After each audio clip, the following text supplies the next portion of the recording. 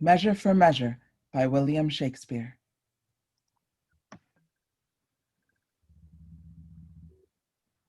I'm Paul Brewster, and I'll be playing Duke Vincentio. I'm Stu Fischer, and I'll be playing Angelo. I'm Jeff Baskir. I'll be playing Escalus. I'm Nicole Godino, and I'll be playing Claudio. Hi, everyone. I'm Jacqueline, like Zoom, and I'll be playing Lucio, Juliet, and the narrator. Hi, I'm Amber Biles, and I will be playing the first gentleman, Froth, a servant, Abhorson, and Varrius. Hi, everyone. I'm Marge McGugan. I will be playing the second gentleman, a friar, justice, messenger, a boy, and Bernardine, and another friar. Hi, everyone. I'm Emmanuel, and I'll be playing Provost. Hi, I'm Bob Rosenberg, and I'll be playing Pompey. I'm Elmarie Sullivan, and I'll be playing Francisca, Overdone, Mariana, and Elbow. Hello, I'm Ariel-Joria, and I'll be playing Isabella.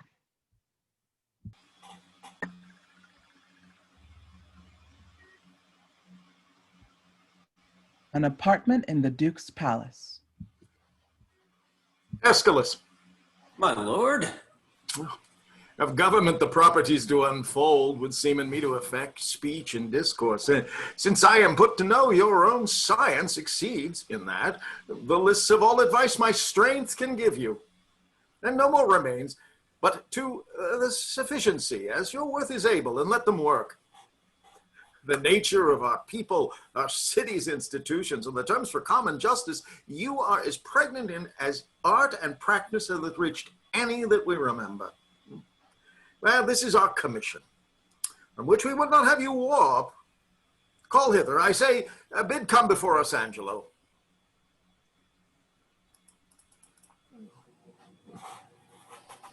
What figure of us think you he will bear? For you must know we have with special soul elected him our absence to supply, lent him our terror, dressed him with our love, and given his deputation all the organs of our own power. What think you of it? If any in Vienna be worth to undergo such ample grace and honor, it is Lord Angelo. Well, look where he comes. Always obedient to your grace's will, I come to know your pleasure. Oh, Angelo, there is a kind of character in thy life that to the observer doth thy history fully unfold. Thyself and thy belongings are not thine own so proper as to waste thyself upon thy virtues, they on thee. Heaven doth with us as we with torches do. Well, not light them for ourselves, for if our virtues did not go forth of us, 'twere all alike as if we had them not. Spirits are not finely touched, but define issues. No, nature never lends the smallest scruple of her excellence, but like a thrifty goddess, she determines herself the glory of a creditor, both thanks and use. But I do bend my speech to one that can my part in him advertise. Hold therefore, Angelo. In our remove, be thou at full ourself. Mortality and mercy in Vienna live in thy tongue and heart. Old Escalus, though first in question, is thy secondary. Take thy commission. Now, good my lord, let there be some more test made of more of my metal before so noble and so great a figure be stamped upon it. No more evasion. We have with 11 and prepared choice proceeded to you. Therefore take your honors. Our haste from hence is of so quick condition that it preserves itself and leaves unquestioned matters of needful value. We shall write to you, and time and our concerning shall importune how it goes with us, and do look to know what befall you here. Well, so fare you well. To the hopeful execution do I leave you with your commissions. Yet give leave, my lord, that we may bring you something on the way. My haste may not admit it. nor need you on mine honor have to do with any scruple. Your scope is as mine own, so to enforce or qualify the laws as to your soul seems good. Give me your hand. I privily away. I love the people, but do not like to stage me to their eyes. Though it do well, I do not relish well their loud applause and aves vehement, nor do I think a man of safe discretion that does affect it. Once more, fare you well. Yes, the heavens give safety to your purposes. Lead forth and bring it back in happiness. I thank you. Fare you well. I shall desire you, sir, to give me leave to have free speech with you, and it concerns me to look into the bottom of my place, a power I have, but of what strength and nature I am not yet instructed. 'Tis so with me. Let us withdraw together, and we may soon our satisfaction have touching that point. I'll wait upon your honor.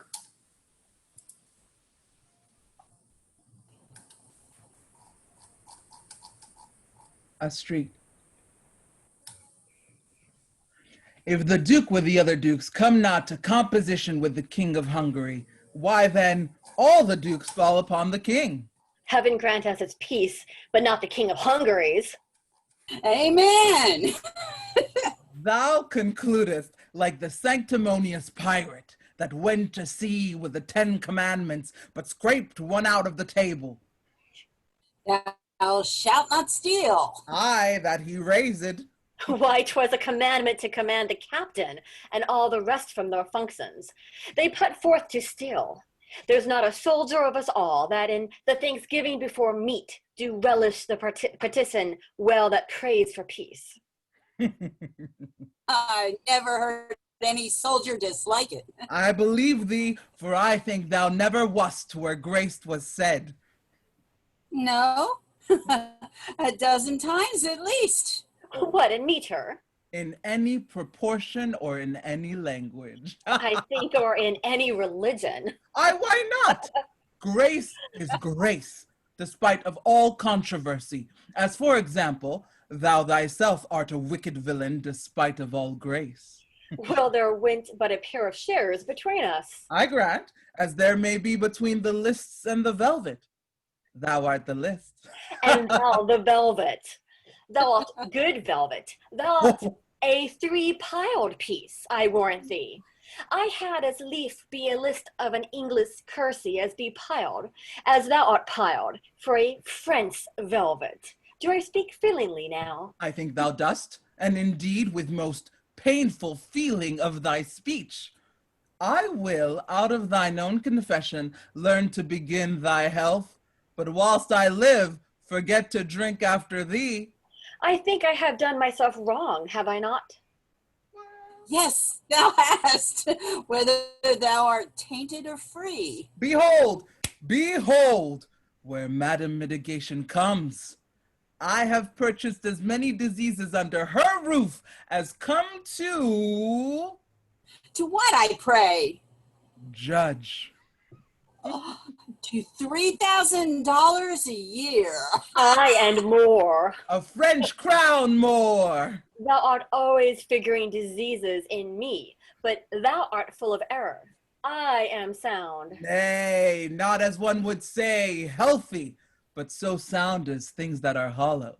Thy bones are hollow. Impiety has made a feast of thee. How now? Which of your hips has the most profound sciatica? Well, well, there's one yonder arrested and carried to prison was worth 5,000 of you all. Who's that, I pray thee? Marry, sir, that's Claudio. Signor Claudio. Claudio to prison? 'Tis not so. Nay, but I know 'tis so. I saw him arrested, saw him carried away, and, which is more, within these 3 days, his head is to be chopped off. But after all this fooling, I would not have it so. Art thou sure of this? I am too sure of it. And it is forgetting Madame Julietta. with child. Believe me, this may be. He promised to meet me 2 hours since, and he was ever precise in promise-keeping. Besides, it draws something near to the speech we had to such a purpose. But most of our agreeing with the proclamation. Away! Let's go learn the truth of it.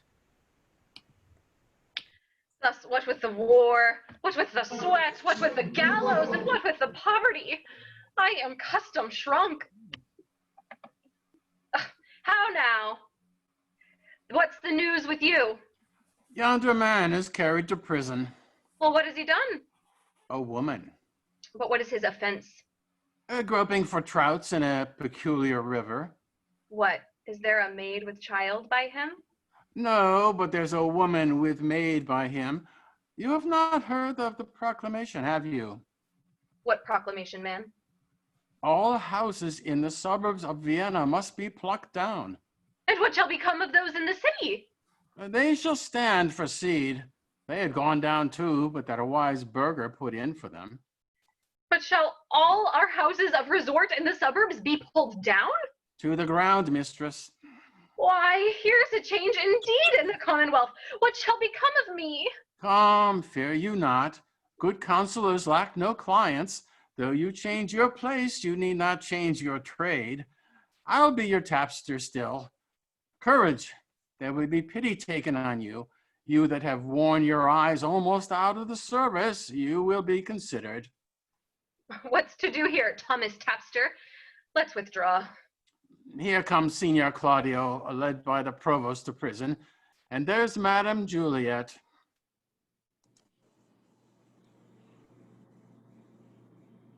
Fellow, why dost thou show me thus to the world? Bear me to prison where I am committed. I do it not in evil disposition, but from Lord Angelo, by special charge. Thus can the demigod authority make us pay down for our offenses by weight the words of heaven. On whom it will, it will. On whom it will not, so yet still 'tis just. Why, how now, Claudio? Whence comes this restraint? From too much liberty, my Lucio. Liberty, as surfeit is the father of much fast, so every scope by the immoderate use turns to restraint. Our natures do pursue like rats that raven down their proper bane, a thirsty evil, and when we drink, we die. If could speak so wisely under an arrest, I would send for certain of my creditors. And yet, to say the truth, I had as lief have the foppery of freedom as the morality of imprisonment. What's thy offense, Claudio? What but to speak of would offend again. What, is't murder? No. Lechery? Call it so. Away, sir! You must go! One word, good friend. Lucio, a word with you. 100, if they'll do you any good. Is lechery so looked after? Thus it stands with me. Upon a true contract, I got possession of Julieta's bed. You know the lady, she is fast my wife, save that we do the denunciation lack of outward order. This we came not to, only for propagation of a dower remaining in the coffer of her friends, from whom we thought it meet to hide our love till time had made them for us. But it chances the stealth of our most mutual entertainment with character too gross is writ on Juliet. With child, perhaps? Unhappily, even so. And the new deputy now for the Duke, whether it be the fault and glimpse of newness, or whether that the body public be a horse whereon the governor doth ride, who newly in the seat, that it may know he can command, lets it straight feel the spur, whether the tyranny be in his place or in his eminence that fills it up, I stagger in. But this new governor awakes me all the enrolled penalties which have, like unscoured armor, hung by the wall so long that 19 zodiacs have gone round, and none of them been worn, and for a name now puts the drowsy and neglected act freshly on me. 'Tis surely for a name. I warrant it is. And thy hand stands so tickle on thy shoulders that a milkmaid, if she be in love, may sigh it off. send after the Duke and appeal to him. I have done so, but he's not to be found. I prithee, Lucio, do me this kind service. This day my sister should the cloister enter, and there receive her approbation. Acquaint her with the danger of my state. Implore her in my voice that she makes friends to the strict deputy. Bid herself essay him. I have great hope in that, for in her youth there is a prone and speechless dialect, such as move men. Besides, she hath prosperous art when she will play with reason and discourse, and well can she persuade. I pray she may, as well for the encouragement of the like, which else would stand again under grievous imposition, as for the enjoying of thy life, who I would be sorry should be thus foolishly lost at a game of tic-tac. I'll to her. Thank you, good friend Lucio. Within 2 hours. Come, officer, away.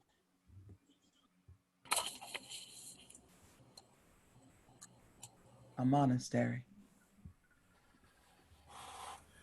No, Holy Father, throw away that thought.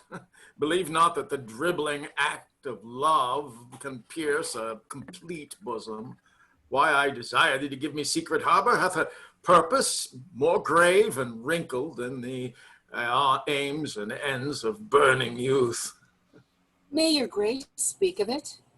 Well, my holy son, thou, none knows better than you how I have ever loved the life removed, and held in idle price to haunt assemblies where youth and cost and witless bravery keeps. I have delivered to Lord Angelo, a man of stricture and firm abstinence, my absolute power here in Vienna. And he supposes me traveled to Poland, for so I have strewed in the common ear, and so it is received. Now, pious sir, you will demand of me why I do this. Gladly, my lord. Well, we have strict statutes and most biting laws that needful bits and curbs to headstrong weeds, which for this 19 years we have let slip, e'en like an o'ergrown lion in a cave that goes not out to prey. Now, as fond fathers, having bound up the threatening twigs of birch, only to stick it in their children's sight for terror and not to use, well, in time, the rod becomes more mocked than feared. So our decrees, dead to infliction, to themselves are dead, and liberty plucks justice by the nose. The baby beats the nurse, and quite athwart goes all decorum. It rested in your grace to unloose this tied-up justice when you pleased. And it in you more dreadful, I would have seemed, than Lord Angelo. I do fear too dreadful. Sith 'twas my fault to give the people scope, 'twould be my tyranny to strike them and gall them for what I bid them do. For we bid this be done when evil deeds have their permissive pass, and not the punishment. Therefore, indeed, my father, I have on Angelo imposed the office, who may, in the ambush of my name, strike home, and yet my nature never in the fight do in slander. And to behold his sway, I will, as 'twere a brother of your order, visit both prince and people. Therefore, I prithee, supply me with the habit, and instruct me how I may formally in person bear me like a true friar. More reason for this action, at more leisure shall I render you. Only this once. Lord Angelo is precise.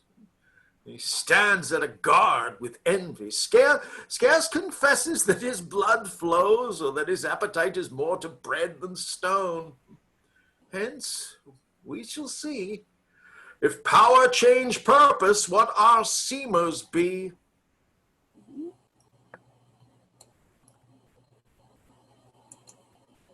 A nunnery.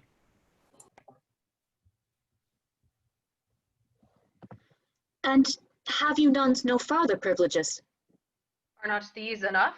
Oh yes, truly. I speak not as desiring more, but rather wishing a more strict restraint upon the sisterhood, the votress of St. Clair. Ho! Peace be in this place! Who's that which calls? It is a man's voice.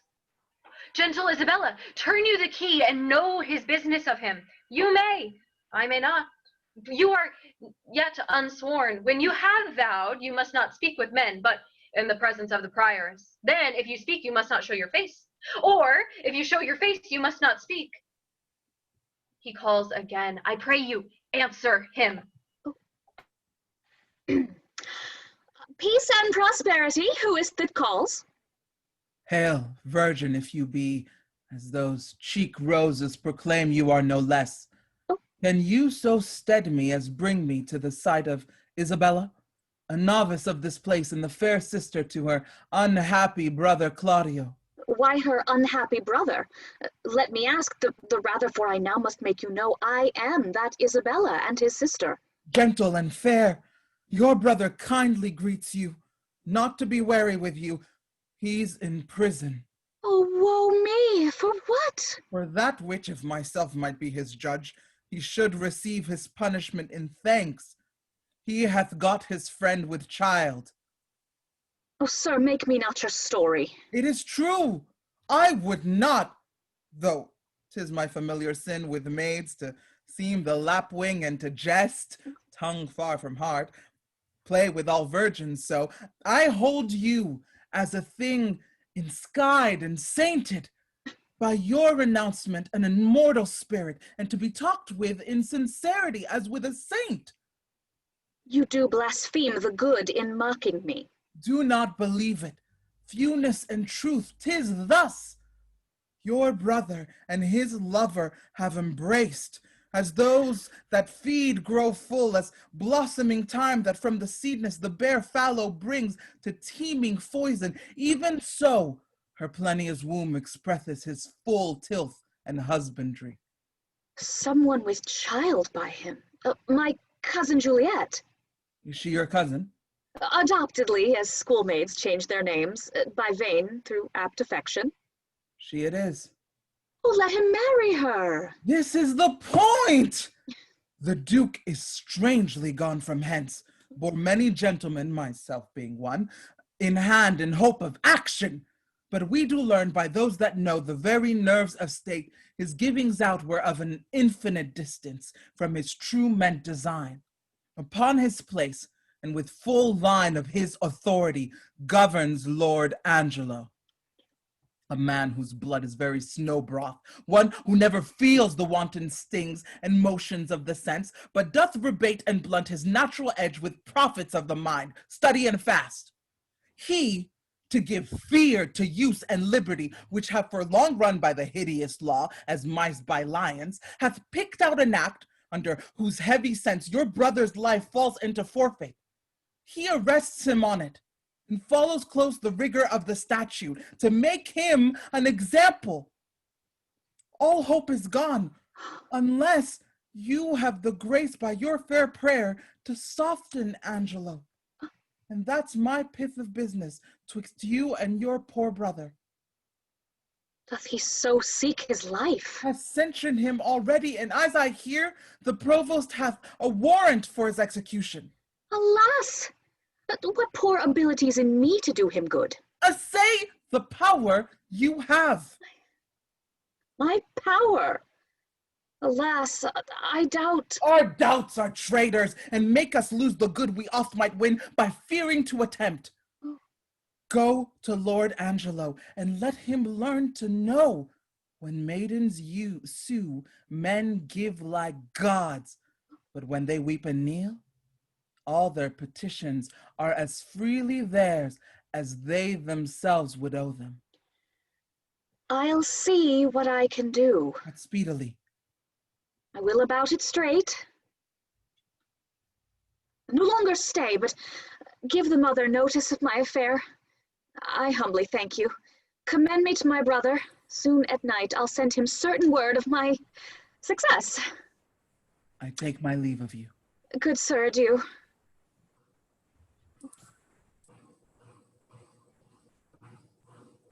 a hall in Angelo's house.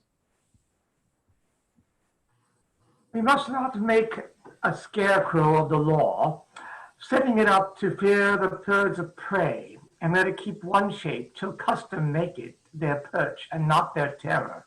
Aye, but yet let us be keen, and rather cut a little than fall and bruise to death. Alas, this gentleman whom I would save had a most noble father. Let but your honor know whom I believe to be most straight in virtue, that in the working of your own affections had time cohered with place and place with wishing, or that the resolute acting of your blood could have attained the effect of your own purpose, whether you had not something in your life erred in this point which now you curse him, and pulled the law down on you. It is one thing to be tempted, Escalus, another thing to fall. I not deny the jury passing on the prisoner's life, nay, the sworn 12 have a thief or two guiltier than him to try. What's open made to justice, that justice seizes, for it knows the laws that thieves do pass on thieves. Tis very pregnant. The jewel that we find, we stoop and take before we see it. But what we do not see, we tread upon and never think of it. You may not so extenuate his offense, for that I have had such faults, but rather tell me, when I that censure him do so offend, let mine own judgment pattern out my death, and nothing come impartial. Sir, he must die. It is your wisdom will. Where is the provost? Here, if it like your honor. See that Claudio be executed by 9 tomorrow morning. Bring him his confessor, let him be prepared, for that's the utmost of his pilgrimage. Well, heaven forgive him, and forgive us all. Some rise by sin, and some by virtue fall. Some run from breaks of ice and answer none, and some condemned for a fault alone.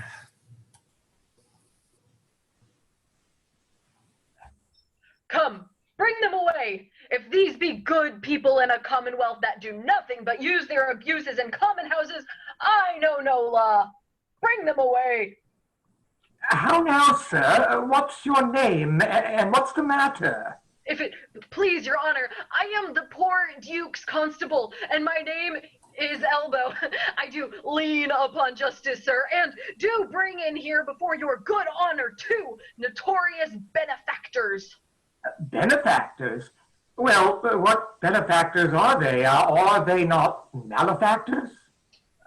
If it please your honor, I know not well what they are, but precise villains they are, that I am sure of, and void of all profanation in the world that good Christians ought to have. Oh, this comes off well. Here's a wise officer. Go to. What quality are they of? Elbow is your name? Why dost thou not speak, Elbow? He cannot, sir. He's out at elbow. What How are do you? you know that? He, sir, tapster, sir, parcel bod, one that serves a bad woman, whose house, sir, was, as they say, plucked down in the suburbs, and now she professes a hothouse, which I think is a very ill house, too. How do you know that? My wife, sir, whom I detest before heaven and your honor. How? Thy wife? I, sir, whom I think heaven is an honest woman. Dost thou detest her therefore? I say, sir, I will detest myself also, as well as she, that this house, if it be not a bod's house, it is a pity of her life, for it is a naughty house. How do you know that, constable? Marry, sir, by my wife, who, if she had been a woman cardinally given, might have been accused in fornication, adultery, and in uncleanliness there. By the woman's means? Aye, sir, by Mistress Overdone's means, but as she spit in his face, so she defied him. Sir, if it please your honor, this is not so. Prove it before these varlets here, thou honorable man, prove it. Do you hear how he misplaces? Sir, she came in great with child and longing, saving your honor's reverence for stewed prunes. Sir, we had but two in the house, which at that very distant time stood, as it were, in a fruit dish. A dish of some 3d. Your honors have seen such dishes. They are not china dishes, but very good dishes. Oh, go to. No matter for the dish, sir. No, indeed, sir, not of a pin. You are therein in the right. But to the point. As I say, this Mistress Elbow, being, as I say, with child, and being great-bellied, and longing, as I said, for prunes, and having but two in the dish, as I said, Master Froth here, this very man, having eaten the rest, as I said, and as I say, paying for them very honestly, for, as you know, Master Froth, I could not give you 3d again. No, indeed. Very well, you being then, if you be remembered, cracking the stones of the foresaid prunes. I did indeed. Why, very well. I telling you then, if you be remembered, that such a one and such a one were past cure of the thing you wot of, unless they kept very good diet, as I told you. All this is true. Why, very well then. Come! You are a tedious fool, to the purpose. So what was done to Elbow's wife that he hath cause complain of? Come me to what was done to her. Sir, your honor cannot come to that yet. No, sir, nor I mean it not. Sir, but you shall come to it by your honor's leave, and I beseech you, look into Master Froth here. Sir, a man of 80 pounds a year, whose father died at Hallowmas. Was it not at Hallowmas, Master Froth? All Hallowed Eve. Why, very well. I hope here be truths. He, sir, sitting, as I say, in a lower chair, sir, 'twas the bunch of grapes, where indeed you have a delight to sit, have you not? I have so, because it is an open room and good for winter. Why, very well, then, I hope here be truths. This will last out a night in Russia, when nights are longest there. I'll take my leave, and leave you to the hearing of the cause, hoping you'll find good cause to whip them all. I think no less. Good morrow to your lordship. Now, sir, come on. What was done to Elbow's wife once more? Once, sir, there was nothing done to her once. I beseech you, sir, ask him what this man did to my wife. I beseech your honor, ask me. Well, sir, what did this gentleman to her? I beseech you, sir, look in this gentleman's face. Good Master Froth, look upon his honor. 'Tis for a good purpose. Doth your honor mark his face? Aye, sir. Very well. Nay, I beseech you, mark it well. Well, I do so. Doth your honor see any harm in this face? Why, no. I'll be supposed upon a book. His face is the worst thing about him. Good, then, if his face be the worst thing about him, how could Master Froth do be the constable's wife any harm? I would know that of your honor. He's in the right. Constable, what say you to it? First, and it like you, the house is a respected house. Next, this is a respected fellow, and his mistress is a respected woman. By this hand, sir, his wife is a more respected person than any of us all. Varlet, thou liest! Thou liest, wicked varlet! The time has yet to come that she was ever respected with man, woman, or child. Sir, she was respected with him before he married with her. Which is the wiser here? Justice or iniquity? Is this true? Oh, thou caitiff! Oh, thou varlet! Oh, thou wicked Hannibal! I respected with her before I was married to her. If ever I was respected with her, or she with me, let not your worship think me the poor duke's officer. Prove this, thou wicked Hannibal, or I'll have mine action of battery on thee. If he took you a box of the ear, you might have your action of slander too. Mary, I thank your good worship for it. What is your worship's pleasure I shall do with this wicked caitiff? Truly, officer, because he hath some offences in him that thou wouldst discover it thou couldst, Let him continue in his courses till thou knowest what they are. Marry, I thank your worship for it. Thou cease, thou wicked varlet now, what's come upon thee? Thou art to continue now, thou varlet, thou art to continue. Where were you born, friend? Here in Vienna, sir. Are you of 80 pounds a year? Yes, and it please you, sir. So, what trade are you of, sir? Tapster, a poor widow's tapster. Your mistress' name? Mistress Overdone. Hath she had any more than one husband? 9, sir. Overdone by the last. 9? Come hither to me, Master Froth. Master Froth, I would not have you acquainted with tapsters. They will draw you, Master Froth, and you will hang them. Get you gone, and let me hear no more of you. I thank your worship. For mine own part, I never come into any room in a tap house, but I am drawn in. Well, no more of it, Master Froth. Farewell.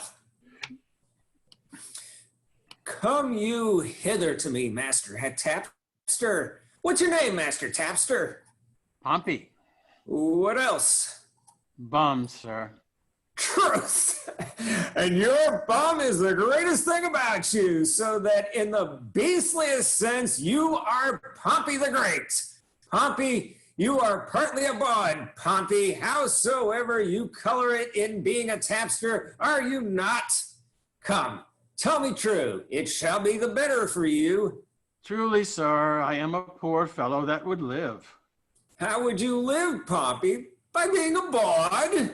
What do you think of the trade, Pompey? Is it a lawful trade? If the law would allow it, sir.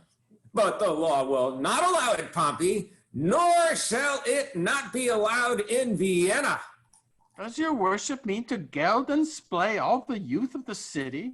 No, Pompey. Truly, sir, in my poor opinion, they will to it then.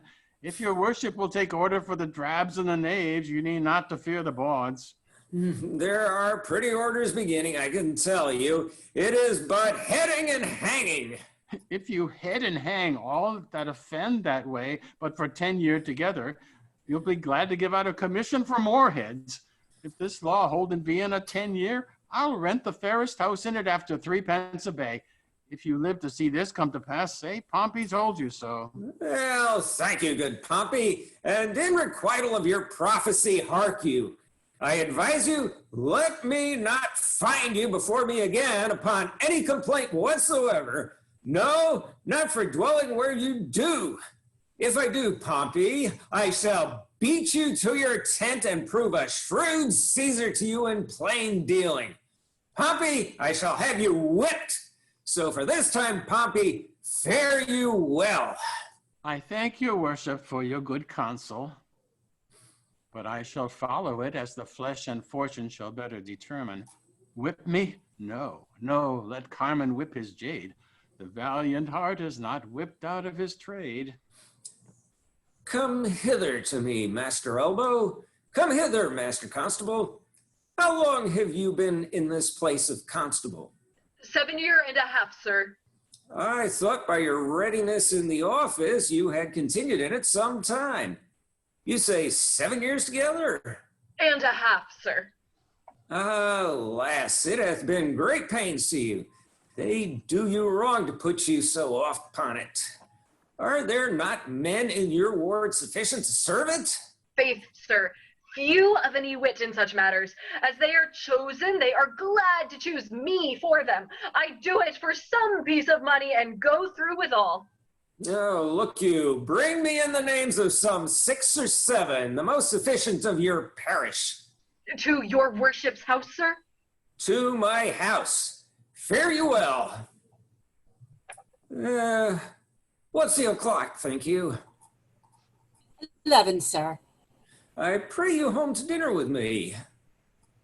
I humbly thank you. It grieves me for the death of Claudio, but there's no remedy. Lord Angelo is severe. It's his, but needful. Mercy is not itself that oft looks so. Pardon is still the nurse of second woe, but yet, poor Claudio. There is no remedy. Come, sir. Another room.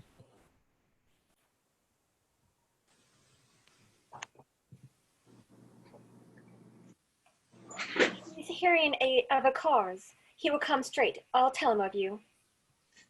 Pray you do. I'll know his pleasure. Maybe he will relent. Alas, he hath but as offended in a dream. All sects, all ages smack of this vice, and he to die for it. Now, what's the matter, Provost? Is it your will Claudio shall die tomorrow? Did not I tell thee yea? Asked thou not order? Why dost thou ask again? Lest that might be too rash. Under your good correction, I have seen when, after execution, judgment hath repented over his doom. Go to, let that be mine. Do your office or give up your place, and you shall well be spared. I crave your honor's pardon. What shall be done, sir, with the groaning Juliet? She's very near our hour. Dispose of her to some more fitter place, and that with speed. Here is the sister of the man condemned. Desires access to you. Happy sister? Aye, my good lord, a very virtuous maid, and to be shortly of a sisterhood, if not already. Well, that will be admitted. See you that the fornicators be removed. Let have needful, but not lavish means. That shall be order for it. God save your honor. Stay a little while. You're welcome. What is your will? I am a woeful suitor to your honor. Please, but your honor, hear me. Well, what's your suit? There is a vice that most I do abhor, and most desire should meet the blow of justice, for which I would not plead, but that I must. For which I must not plead, but that I am at war twixt will and will not. Well, the matter? I have a brother as condemned to die. I do beseech you, let it be his fault and not my brother. Heaven give thee moving graces. Condemn the fault and not the actor of it. Why, every fault's condemned ere it be done. Mine were the very cipher of a function to find the faults where fine stands in record and let go by the actor. Oh, just but severe law. I had a brother then. Heaven keep your honor. Give it not or so. To him again. Entreat him. Kneel down before him. Hang upon his gown. You are too cold. If you should need a pin, you could not with more tame a tongue desire it. To him, I say. Must he needs die? Maiden, no remedy. Oh, yes, I do think that you might pardon him, and neither heaven nor man grieve at the mercy. I will not do it. But can you, if you would? Look, what I will not, that I cannot do. But might you do it and do the world no wrong? If so your heart was touched with that remorse as mine is to him. He's sentenced. 'Tis too late. You are too cold. Too late? Oh, why no, I that do speak a word may call it back again. Well believe this, no ceremony the too great one longs, not the king's crown, nor the deputed sword, the marshal's truncheon, nor the judge's robe, become them with one half so good a grace as mercy does. If he had been as you, and you as he, you would have slipped like him, but he, like you, would not have been so stern. Pray you, be gone. I would to heaven I had your potency, and you were Isabel. Should it then be thus? No. I would tell what 'twere to be a judge and what a prisoner. Hey, touch him. There's the vein. Your brother is a forfeit of the law, and you but waste your words. Alas, alas! Why, all the souls that were forfeit once, and he that might the vantage best have took, found out the remedy. How would you be if he, which is the top of judgment, should but judge you as you are? Oh, think on that, and mercy then will breathe within your lips like man new made. Be you content, fair maid. It is the law, not I, that condemn your brother. Or he my kinsman, brother, or my son, it should be thus with him. He must die tomorrow. Tomorrow? Oh, that's sudden. Oh, spare him, spare him. He's not prepared for death. Even our kitchens will kill the fowl of season. Shall we serve heaven with less respect than we do minister to our gross selves? Good, good, my lord, bethink you. Who is it that hath died for this offense? There's many have committed it. Aye, well said. The law hath not been dead, though it hath slept. Those many had not dared to do that evil if the first that did the edict infringe had answered for his deed. Now 'tis awake, takes note of what is done, and like a prophet, looks in the glass that shows what future evil, either new or by the mistress new conceived, and so in progress to be hatched and born, are now to have no successive degrees, but ere they live to end. Yet, show some pity. I show it most of all when I show justice. For then I pity those I do not know, which a dismissed offense would often gall. And do him right that, answering one foul wrong, lives not to act another. Be satisfied. Your brother dies tomorrow. Be content. So you must be. The first that gives this sentence, and he that suffers. Oh, it is excellent to have a giant's strength, but it is tyrannous to use it like a giant. That's well said. Could great men thunder as Jove himself does, Jove would ne'er be quiet. For every pelting petty officer would use his heaven for thunder, nothing but thunder. Merciful heaven, thou rather with thy sharp and sulphurous bolt splitst the unwedgeable and gnarled oak than the soft myrtle. But man, proud man, dressed in a little brief authority, most ignorant of what he's most assured, his glassy essence like an angry ape, plays such fantastic tricks before high heaven as make the angels weep, who with our spleens would all themselves laugh mortal.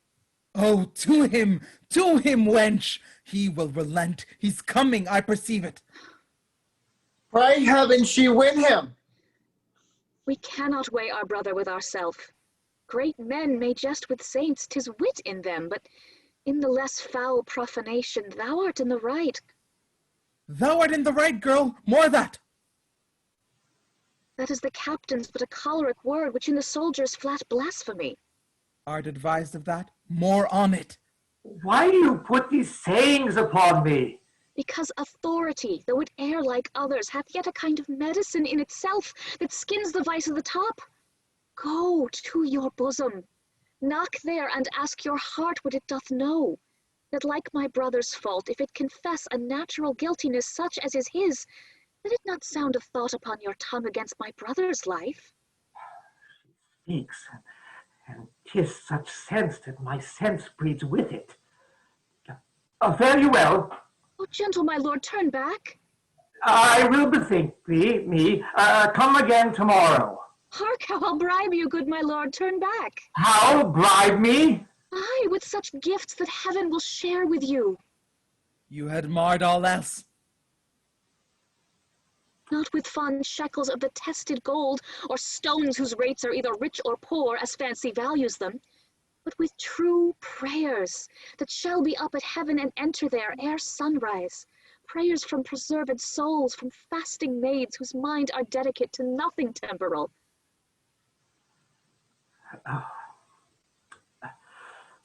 Well,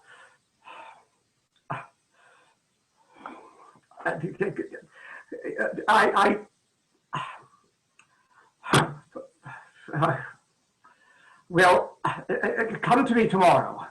Do! 'Tis well! Away! Oh, heaven keep your honor safe. Amen. For I am that way going to temptation where prayers cross. At what hour tomorrow shall I attend your lordship? At any time forenoon. Oh, save your honor. From thee, even from thy virtue. What's this? What is this? Is this her fault or mine? The tempter or the tempted? Who sins most? Not she. No, nor does she tempt, but it is I. That lying by the violet and the sun does do as the carrion does. Not as the flower corrupt with the virtuous season. Can it be that modesty may more betray our sense than woman's likeness? Having waste ground enough, shall we desire to raise the sanctuary and pitch our evils there? No. Fie, fie! What dost thou, or what hard, O Angelo? Dost thou desire her foully for those things that make her good? No, let the brother live. Thieves for the robbery have authority when judges steal themselves. What? Do I love her that I desire to hear her speak again and feast upon her eyes? What is it I dream on? Oh, cunning enemy, as I catch a saint, with saints dost bait thy hook. Most dangerous is the temptation that does goad us on to sin in loving virtue. Never could the strumpet, with all her double vigor and the nature, once stir my temper. But this virtuous maid subdues me quite. Even till now, when men were fond, I smiled and wondered how.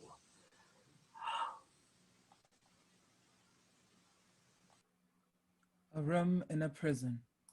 Duke Vincentio disguised as a friar. Hail to you, Provost. I think you are. I am the Provost. What's your will, good friar? Bound by my charity and my blessed order, I come to visit the afflicted spirits here in the prison. Well, do me the common right to let me see them and to make me know the nature of their crimes, that I may minister. Minister to them accordingly. I would do more than that, if more were needful. Look, here comes one, a gentlewoman of mine, who, falling in the flaws of her own youth, hath blistered her report. She is with child, and that he got it, sentenced, a young man more fit to do another such offense than die for this. When must he die? As I do think, tomorrow I have provided for you. Stay a while, and you shall be convicted. Repent you, fair one, of the sin you carry? I do, and bear the shame most patiently. I'll teach you how you shall arraign your conscience and try your penitence, if it be sound or hollowly put on. I'll gladly learn. Love you the man that wronged you? Yes, as I love the woman that wronged him. So then it seems that your most offenseful act was mutually committed? Mutually. Then was your sin of heavier kind than his? I do confess it and repent it, Father. Oh, 'tis meet so, daughter, but lest you do repent, as the sin hath brought you to this shame, which sorrow is always towards ourselves, not heaven, showing that we would not spare heaven as we love it, but as we stand in fear. I do repent me as it is an evil, and take the shame with joy. There rest. Your partner, as I hear, must die tomorrow, and I am going with instruction to him. Grace go with you, benedicite. Must die tomorrow. Injurious love that respites me a life whose very comfort is still a dying whore. 'Tis pity of him.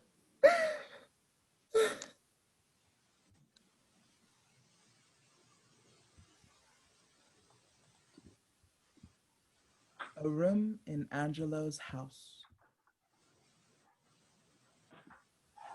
When I would pray and think, I think and pray to several subjects. Heaven hath my empty words, whilst my invention, hearing not my tongue, anchors on Isabel. Heaven in my mouth, as if I did only chew his name. In my heart, the strong and swelling evil of my conception. The state whereon I studied is like a good thing, being often read, grown feared and tedious. Yea, my gravity were, and let no man hear me, I take pride, could I with boot change for an idle plume, which e'er beats for vain.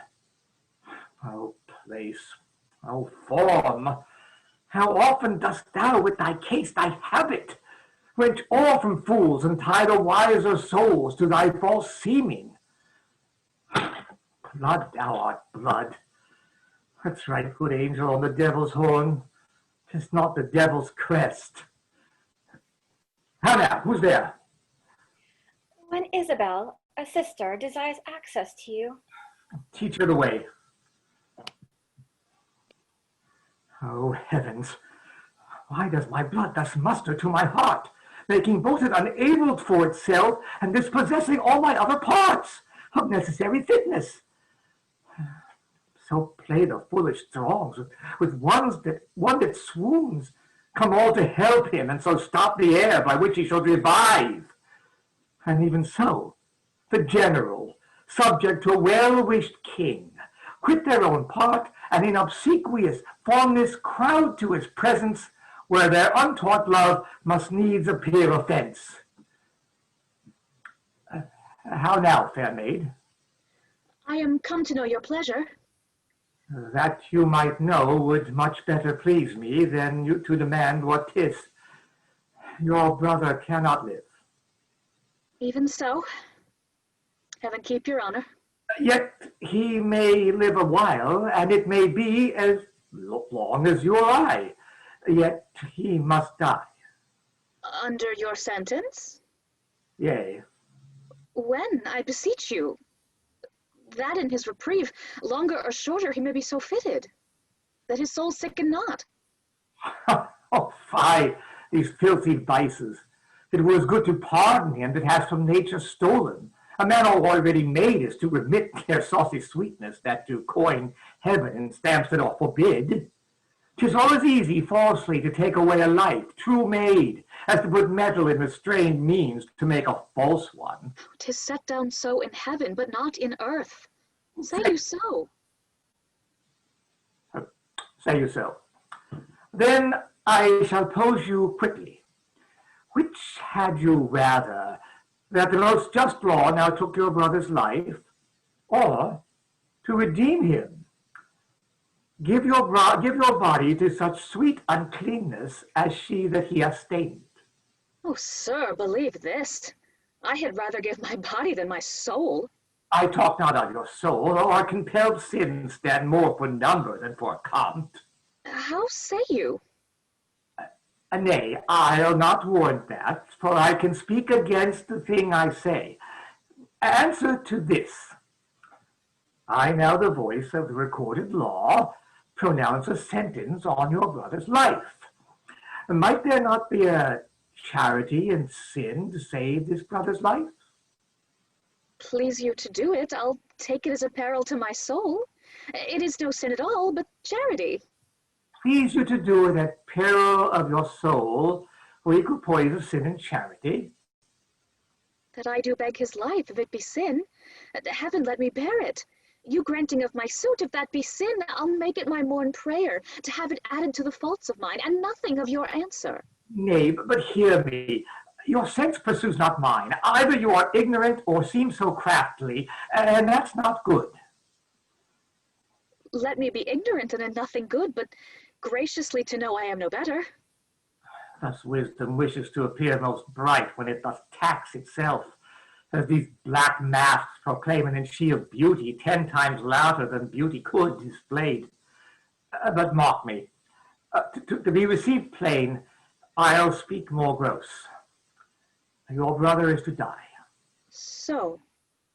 And his offense is so, as it appears, accountant to the law upon that pay. True. admit no other way to save his life, as I subscribe not that nor any other, but in the loss of question, that you, his sister, finding yourself desired of such a person, whose credit with the judge or own great place could fetch your brother from the manacles of the all-building law, and that there were no earthly means to save him, but that either you must lay down the treasures of your body to the supposed, or else let him suffer. What would you do? As much for my poor brother as myself. That is, would I, under the terms of death, the impression of keen whips I'd wear as rubies, and strip myself to death as to a bed, that longing have been sick for ere I'll yield my body up to shame. Then must your brother die. And 'twere the cheaper way. Better it were a brother died at once, than that a sister, by redeeming him, should die forever. Were you not then as cruel as the sentence that you have slandered so? Ignominy and ransom and free pardoner of two houses. Lawful mercy is nothing kin to foul redemption. You seemed of late to make the law a tyrant, and rather prove the slighting of your brother a merriment than a vice. Oh, pardon me, my lord, it oft falls out to have what we would have. We speak not what we mean. I something do excuse the thing I hate, for his advantage that I dearly love. We are all frail. Else let my brother die. If not a feodary, but only he, owe and succeed thy weakness. Nay, women are frail too. Aye, as the glasses where they view themselves, which are as easy broke as they make forms. Women, hell heaven, men their creation mar, and profiting by them. Nay, call us 10 times frail, for we are soft as our complexions are, and credulous to false prints. I think it well, and from this testimony of your own sex, since I suppose we are made to be no stronger, then force may shake our frames. Let me be bold. I do arrest your words. Be that you are, that is, a woman. If you be more, you're none. If you be one, as you are well expressed by all external warrants, show it now by putting on the destined livery. I have no tongue but one. Gentle my lord, let me entreat you speak the former language. Plainly conceive, I love you. My brother did love Juliet, and you tell me that he shall die for it. He shall not, Isabel, if you give me love. I know your virtue hath a license in it which seems a little fouler than it is, to pluck on others. Believe me on my honor. My words express my purpose. Little honor to be much believed in most pernicious purpose. Seeming, I will proclaim thee, Angelo, look for it. Sign me a present pardon for my brother, or with an outstretched throat I'll tell the world aloud what man thou art. Who will believe thee, Isabel? My unsoiled name, the austereness of my life, my vouch against you and my place in the state? Will so your accusation outweigh that you shall stifle in your own report and smell of calumny? I have begun, and now I give my sensual waste the rein. Fit thy consent to my sharp appetite. May all nicety and prolixious blushes that banish what they may sue for. Redeem thy brother by yielding up thy body to my will. Or else he must not only die the death, but thy unkindness shall his death draw out to lingering sufferance. Answer me tomorrow, or by the affection that now guides me most, I'll prove a tyrant to him. As for you, say as you can, my false outweighs your true.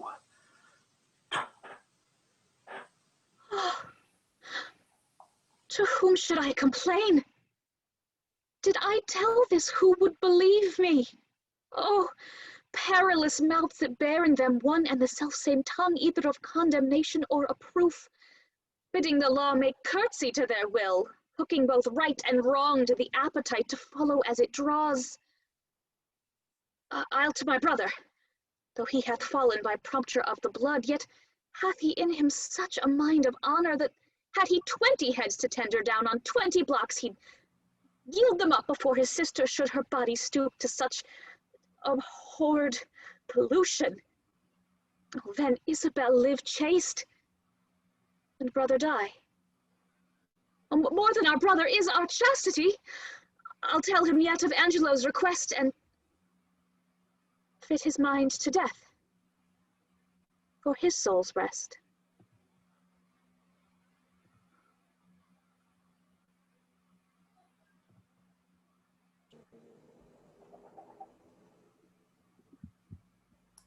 A room in the prison. So then you have hope of pardon from Lord Angelo.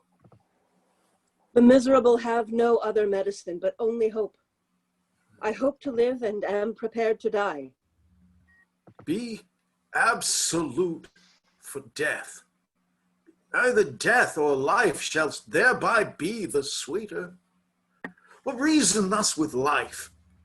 If I do lose thee, I do lose a thing, that none but fools would keep.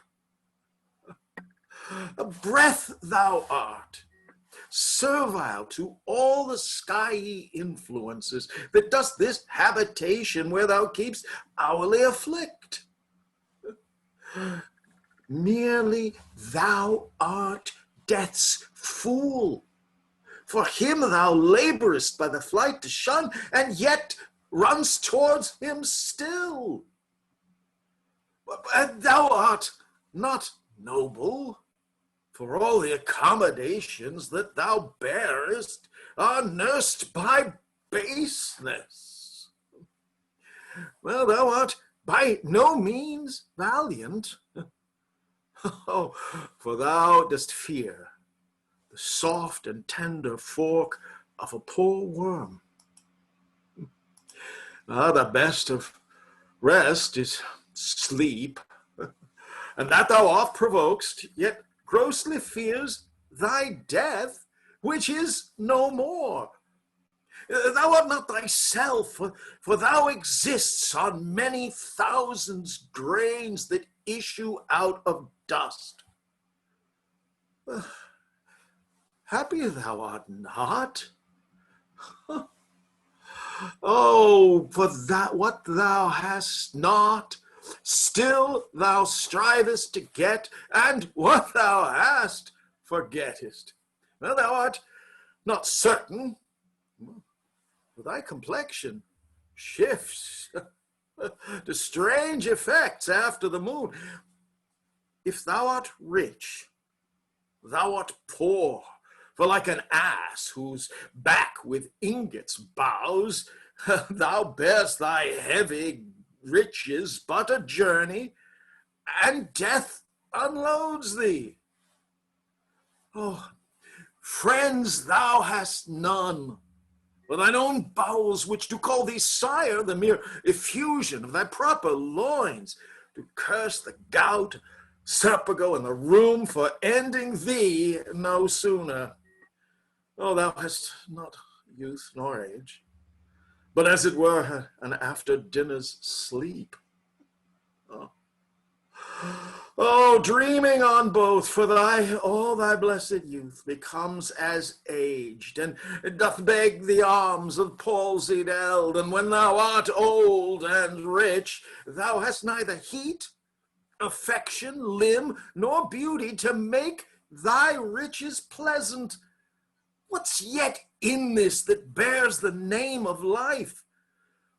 Oh, yet in this life lies hid more thousand deaths, yet death we fear that makes all these odds all even.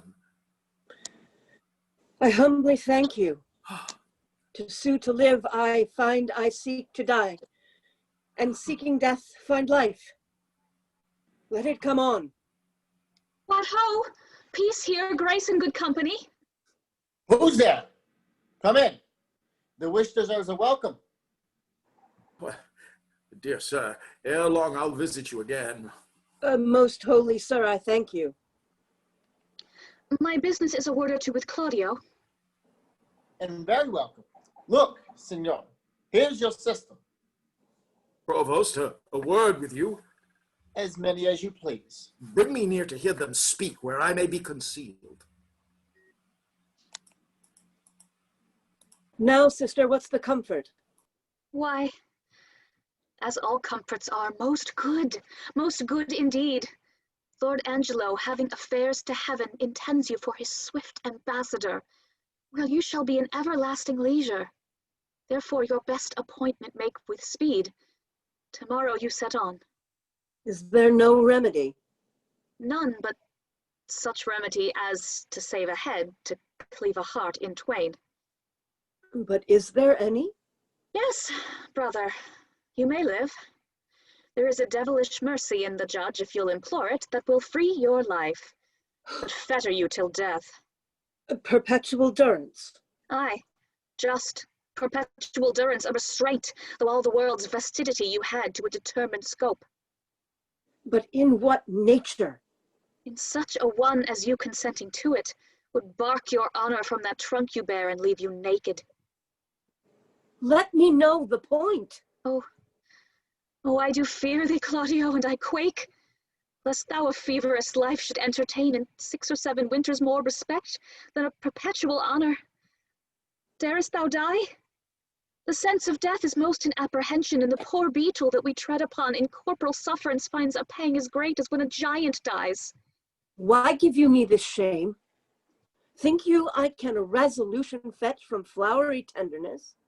If I must die, I will encounter darkness as a bride and hug it in mine arms.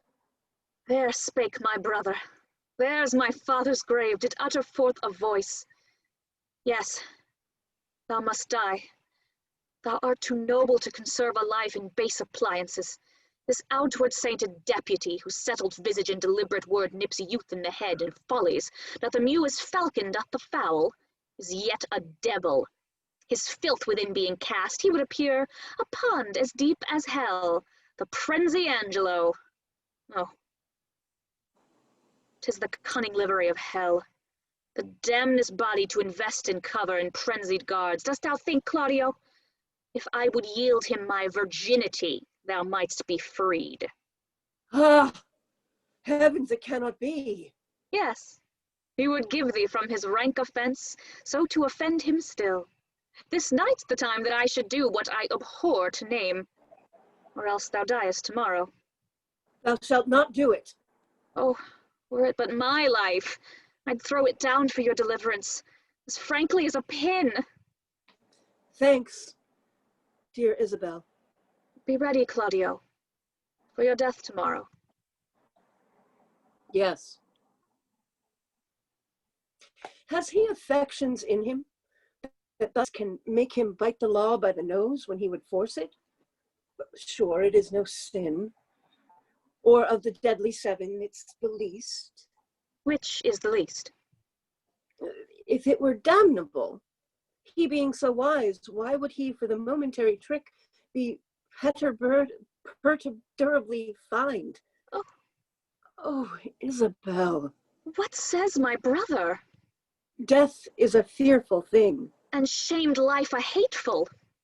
Aye, but to die and go we know not where, to lie in cold obstruction and to rot, this sensible warm motion to become a kneaded clod, and the delighted spirit to bathe in fiery floods, or to reside in thrilling region of thick-ribbed ice, to be imprisoned in the viewless winds and blown with restless violence round about the pendant world, or to be worse than worst of those that lawless and uncertain thought imagine howling.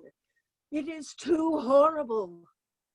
The weariest and most loathed worldly life that age, ache, penury, and imprisonment can lay on nature is a paradise to what we fear of death. Alas, alas! Sweet sister, let me live. What sin you do to save a brother's life, nature dispenses with the deed so far that it becomes a virtue. Oh, you beast! Oh, faithless coward! O dishonest wretch! Wilt thou be made a man out of my vice? It's not a kind of incest to take life from thine own sister's shame. What should I think? Heaven shield my mother played my father fair, for such a warped slip of wilderness ne'er issued from his blood. Take my defiance, die, perish! Might but my bending down reprieve thee from thy fate, it should proceed. I'll pray 1,000 prayers for thy death, no word to save thee. Nay, hear me, Isabel. Oh, fie, fie, fie! Thy sin's not accidental, but a trade.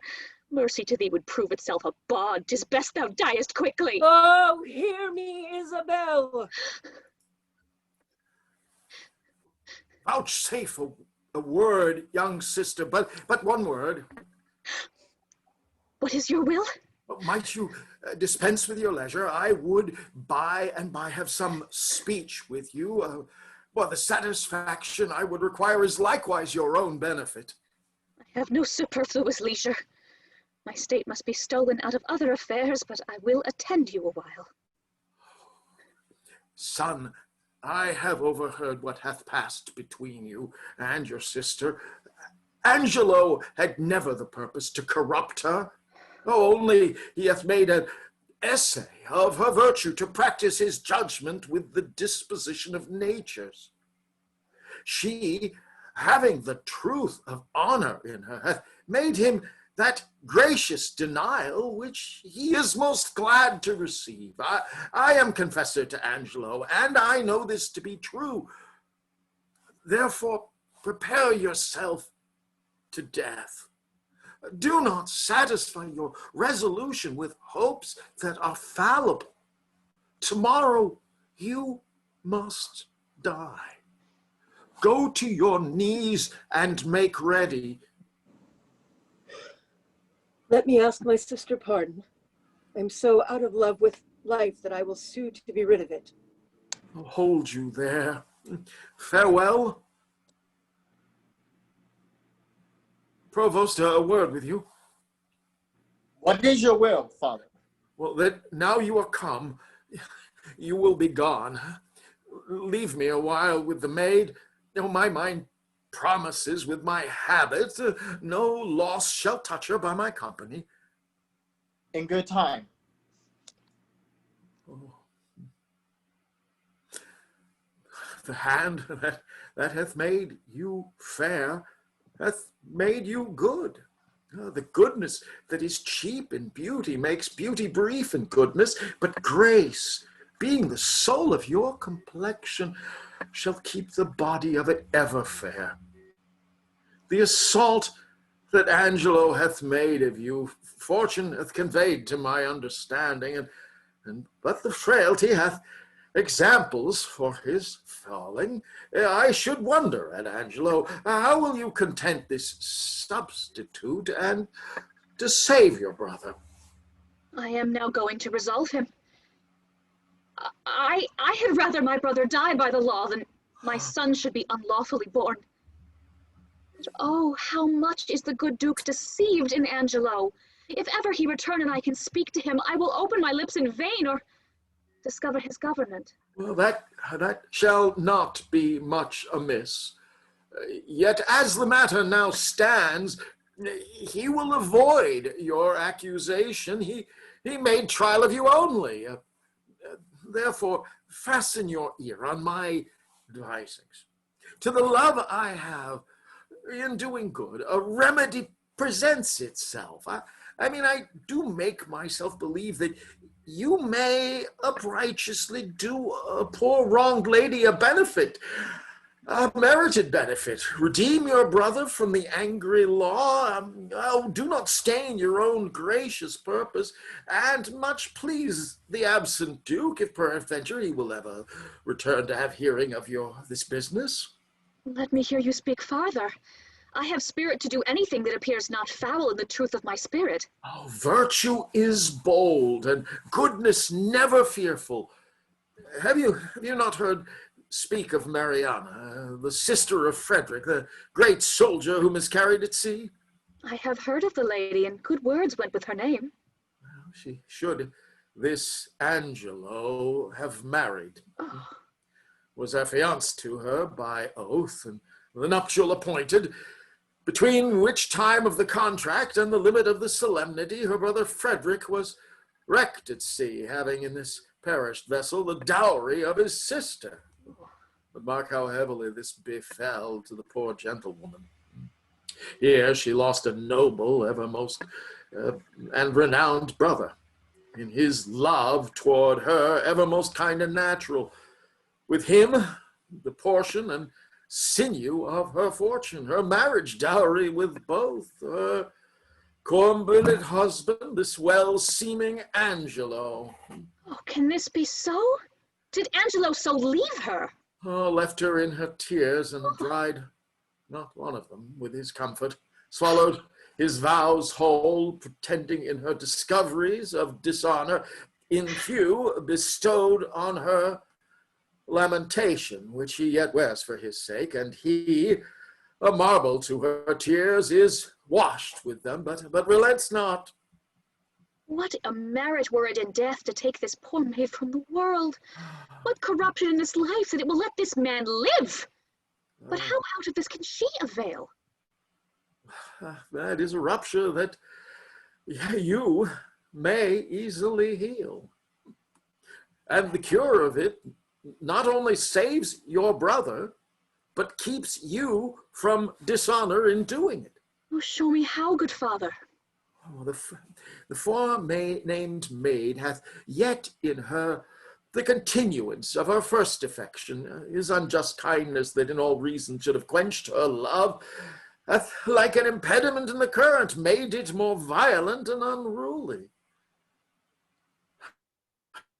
To Angelo, answer his requiring with a plausible obedience. Agree with his demands to the point, only refer yourself to this advantage. First, that your stay with him may not be long, and that the time may have all shadow and silence in it, and the place answer to convenience. Well, this being granted in course, and now follows all, we shall advise this wronged maid to stead up your appointment. Go in your place. If the encounter acknowledge itself thereafter, it may compel him to her recompense. And here, by this, is your brother saved, your honor untainted, the poor Mariana advantaged, and the corrupt deputy scaled. Oh, the maid will I frame and make fit for this attempt. If you think it well to carry this, as you may, the doubleness of the benefit defends the deceit from reproof. Well, what think you of it? The image of it gives me content already, and I trust it will go to a most prosperous perfection. Well, it lies much in your holding up. Haste you speedily to Angelo. If for this night he entreat you to his bed, give him promise of satisfaction. I will presently to St. Luke's. There at the moated grange resides this dejected Mariana. At that place call upon me, and dispatch with Angelo, that it may be quickly. I thank you for this comfort. Fare you well, good father.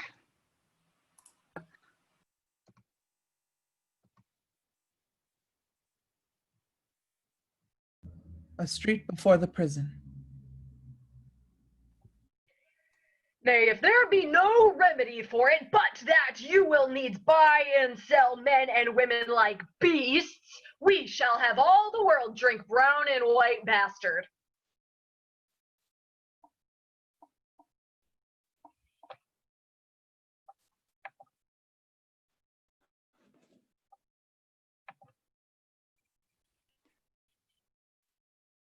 There was never a merry world since of two usuries the merriest was put down, and the worst were allowed by order of law a furred gown to keep him warm, and furred with fox and lambskins too, to signify that craft, being richer than innocency, stands for the facing.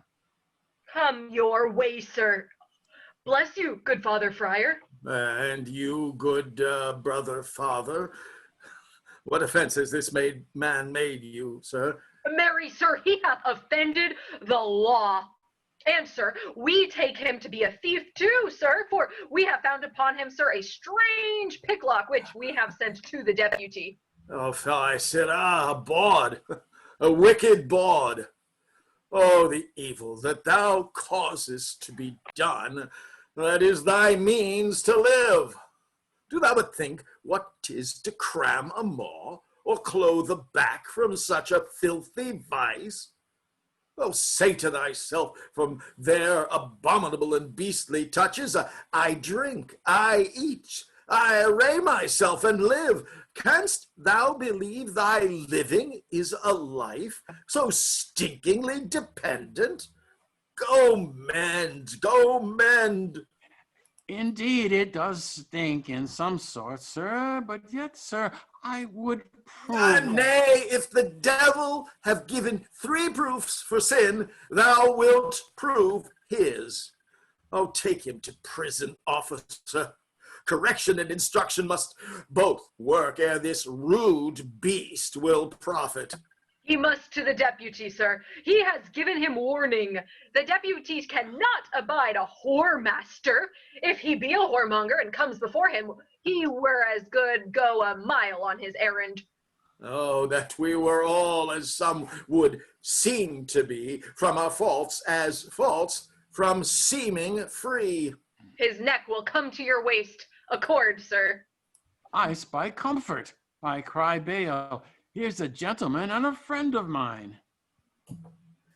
Ah now, noble Pompey, what, at the wheels of Caesar, art thou led in triumph? What, is there none of Pygmalion's images, newly made woman to be had now, for putting the hand in the pocket and extracting it clutched?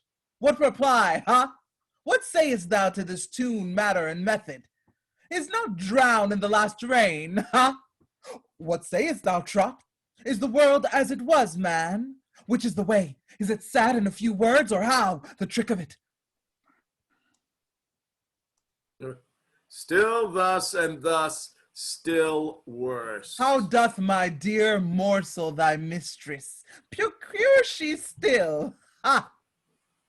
Troth, sir, she has eaten up all her beef, and she has herself in the tub. Why, 'tis good. It is the right of it.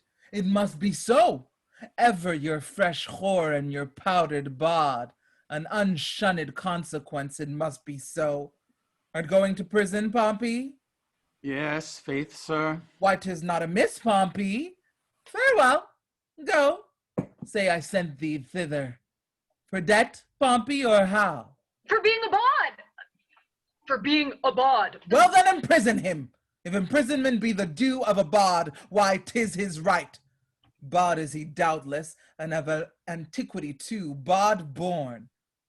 Farewell, good Pompey. Commend me to the prison, Pompey. You will turn good husband now, Pompey. You will keep the house. I hope, sir, your good worship will be my bail. No, indeed will I not, Pompey. It is not the wear. I will pray, Pompey, to increase your bondage. If you take it not patiently, why, your mettle is the more. Adieu, trusty Pompey. Bless you, Friar. You? Does Bridget paint still, Pompey? Ha! Come your ways, sir, come. You will not bail me then, sir? Then, Pompey, nor now. What news abroad, Friar? What news? Come your ways, sir, come. Go to kennel, Pompey. Go. What news, Friar, of the Duke? I know none. Can you tell me of any? Some say he is with the Emperor of Russia. Some he is in Rome. But where is he, think you? I know not where, but wheresoever I wish him well. It was a mad, fantastical trick of him to steal from the state and usurp the beggary he was never born to. Lord Angelo dukes it well in his absence. He puts transgression on it. He does well on it. A little more lenity to lechery would do no harm in him. Something too crabbed that way, Friar. It is too general a vice, and severity must cure it. Yes, in good sooth. The vice is of a great kindred, it is well allied, but it is impossible to extirp it quite, Friar, till eating and drinking be put down. They say this Angelo was not made by man and woman after this downright ray of creation. Is it true, think you? Oh, how should he be made then? Some report sea maids fond him, some that he was begot between two stock fishes. But it is certain that when he makes water, his urine is congealed ice. That I know to be true. And he is a motion generative that's infallible. You are pleasant, sir, and speak apace. Why, what a ruthless thing is this in him, for the rebellion of a codpiece to take away the life of a man. Would the Duke that is absent have done this? He would have hanged a man for the getting 100 bastards. He would have paid for the nursing 1,000. He had some feeling in the sport. He knew the service, and that instructed him to mercy. I never heard the absent Duke much detected for women. He was not inclined that way. Oh, sir, you are deceived. It is not possible. Who? Not the Duke? Yes, your beggar of 50, and his use was to put a ducat in her clack dish. The Duke had crotchets in him. He would be drunk too. That, let me inform you. You do him wrong, surely. Sir, I was an inward of his. A shy fellow was the Duke, and I believe I know the cause of his withdrawing. What, I prithee, may be the cause? No, pardon. 'Tis a secret. Must be locked within the teeth and the lips. But this I can let you understand. The greater file of the subject held the Duke to be wise. Wise? Why, no question but he was. A very superficial, ignorant, unweighing fellow. Either this is envy in you, folly, or mistaking, but the very stream of his life and the business he hath held must, upon a warranted need, give him a better proclamation. Well, let him but be testified in his own bringings forth, and he shall appear to be to the envious a scholar, a statesman, and a soldier. Well, therefore you speak unskillfully, or if your knowledge be more, it is much darkened in your malice. I know him and I love him. Oh, love talks with better knowledge, and knowledge with dearer love. Come, sir, I know what I know. I can hardly believe that, since you know not what you speak. Oh. But if ever the Duke return, as our prayers are he may, let me desire you to make your answer before him.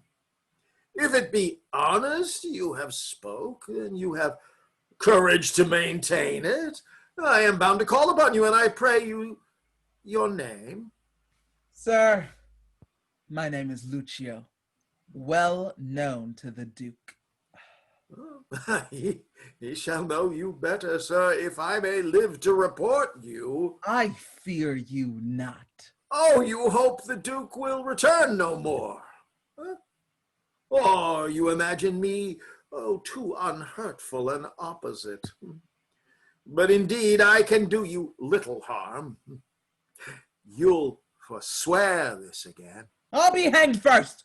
Thou art deceived in me, friar, but no more of this. Canst thou tell if Claudio die tomorrow or no? Why should he die, sir? Why? For filling a bottle with a tundage. I would the Duke we talk of were returned again. The ungendered agent will unpeople the province with continency. Sparrows must not build in his house eaves because they are lecherous. The Duke yet would have dark deeds darkly answered. He would never bring them to light, would he were returned. Mary, this Claudio is condemned to untrussing. Farewell, good friar. I prithee, pray for me. The Duke, I say to thee again, would eat mutton on Fridays. Ugh. He's not past it yet, and I say to thee, he would mouth with a beggar, though she smelled brown bread and garlic. Say that I said so. Farewell! Oh, nor might, nor greatness and mortality can censure scape. Back-wounding calumny, the whitest virtue strikes. What king so strong can tie the gall up in the slanderous tongue? But who comes here? Go! Away with her to prison! Good my lord, be good to me. Your honor is accounted a merciful man, good my lord. Double and treble admonition, and still forfeit in the same kind. This would make mercy swear and play the tyrant. A bond of 11 years continuance. May it please your honor. My lord, this is when Lucio's information against me. Mistress Kate Keepdown was with child by him in the Duke's time. He promised her marriage. His child is 1.25 years old, come Philip and Jacob. I have kept it myself, and see how he goes about to abuse me. That fellow is a fellow of much license. Let him be called before us. Away with her to prison. Go to. No more words. Provost, my brother Angelo will not be altered. Claudio must die tomorrow. Let him be furnished with divines and have all charitable preparation. If my brother wrought by my pity, it should not be so with him.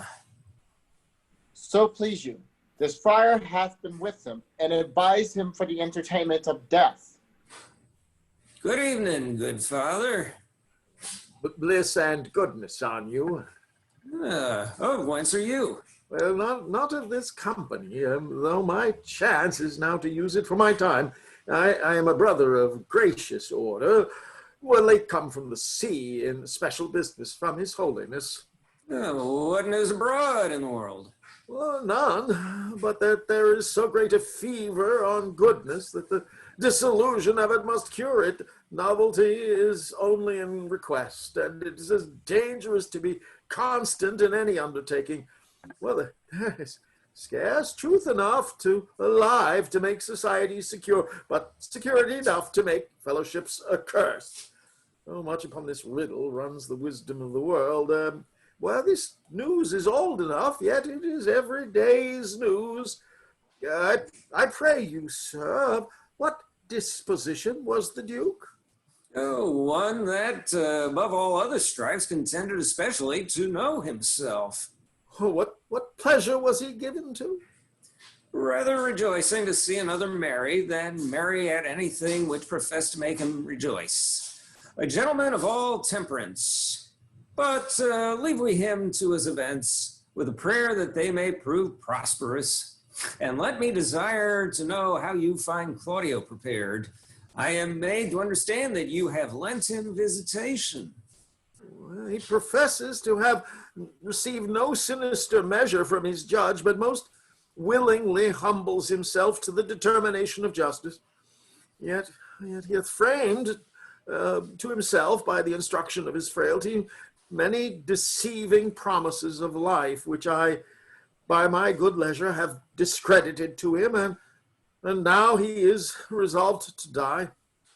You have paid the heavens for your function, and the prisoner the very debt of your calling. I have labored for the poor gentleman to the extremest shore of my modesty, but my brother Justice have I found so severe that he hath forced me to tell him he is indeed Justice. Well, if his own life answer the straightness of his proceeding, it but shall become him well, wherein if he chance to fail, he hath sentenced himself. I am going to visit the prisoner. Fare you well. Peace be with you.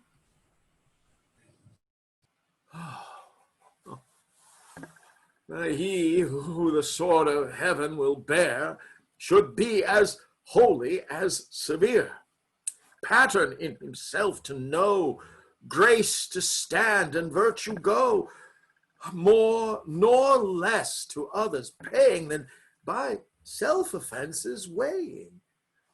Shame to him whose cruel striking kills for faults of his own liking. Twice treble shame on Angelo, to weed my vice and to let his grow. Oh, what may man within him hide, though angel on the outward side? How may likeness made in crimes make practice on the times to draw with idle spiders' strings the most ponderous and substantial things? Craft against vice I must apply. With Angelo tonight shall lie his old betrothed, but despised, so disguise shall by the disguised pay with falsehood false extracting, and perform an old contracting.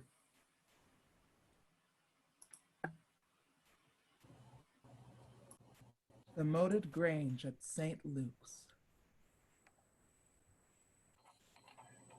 Take those lips away that so sweetly were forsworn, and those eyes the break of day, lights that do mislead the morn. But my kisses bring again, seals of love, but sealed in vain, sealed in vain. Break off thy song and haste thee quick away. Here comes a man of comfort, whose advice hath often stilled my brawling discontent. I cry you mercy, sir, and well could wish you had not found me here so musical. Let me excuse me, and believe me so, my mirth it much displeased, but pleased my woe. 'Tis good, though music oft hath such a charm to make bad good, and good provoke to harm. I pray you, tell me, hath any body inquired for me here today? Much upon this time have I promised here to meet. You have not been inquired after. I have sat here all day. I do constantly believe you. The time is come even now. I shall crave your forbearance a little. Maybe I will call upon you anon, and for some advantage to yourself. I am always bound to you. Very well met and welcome. What is the news from this deputy? He hath a garden circummured with brick, whose western side is with a vineyard backed, and to that vineyard is a planchet gate that makes his opening with this bigger key. This other doth command a little door from the vineyard to the garden leads. There have I made my promise upon the heavy middle of the night to call upon him. But shall you, on your knowledge, find this way? I have ta'en a due and wary note upon it, with whispering and most guilty diligence. In action all of precept he did show me the way twice o'er. Are there no other tokens between you agreed concerning her observance? No, none. But only a repair in the dark. That I have possessed him my most stay can be but brief. For I have made him know I have a servant comes with me along, that stays upon me, whose persuasion is I come about my brother. Well, 'tis well borne up. I have not yet made known to Mariana a word of this, but what ho, within, come forth. I pray you, be acquainted with this maid. She comes to do you good. I do desire the like. Do you persuade yourself that I respect you? Good friar, I know you do, and have found it. Take then this your companion by the hand, who hath a story ready for your ear. I shall attend your leisure, but make haste. The vaporous night approaches. Wilt please you to walk aside? Oh, place and greatness. Millions of false eyes are stuck upon thee. Volumes of report run with these false and most contrarious quests. Upon thy doings, 1,000 escapes of wit make thee the father of their idle dreams and rack thee in their fancies. Welcome. How agreed? She'll take the enterprise upon her, father, if you advise it. Oh, it is not my consent, but my entreaty too. Little have you to say when you depart from him, but soft and low. Remember now my brother. Fear me not. Nor, gentle daughter, fear you not at all. He is your husband, on a pre-contract to bring you thus together. 'Tis no sin, sith that the justice of your title to him doth flourish the deceit. Come, let us go, our corns to reap, for yet our tithes to sow.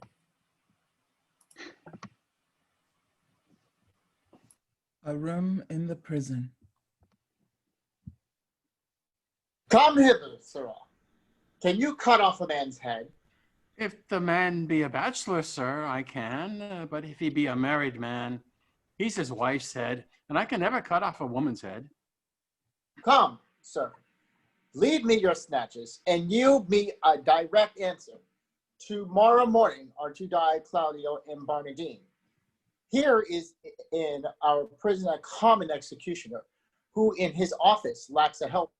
If you will take it on you to assist him, it shall redeem you from your guidance. If not, you shall have your full time of imprisonment in your deliverance, with an unpitied whipping, for you have been a notorious bond.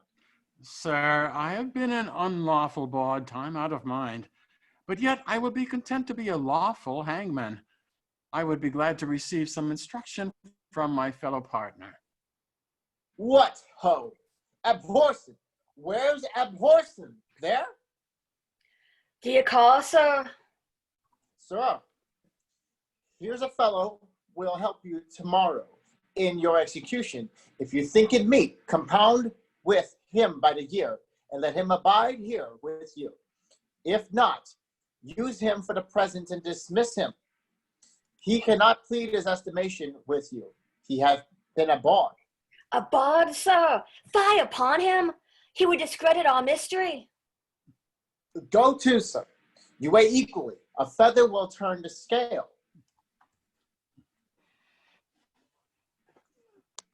Pray, sir, by your good favor, for surely, sir, a good favor you have, but that you have a hanging look.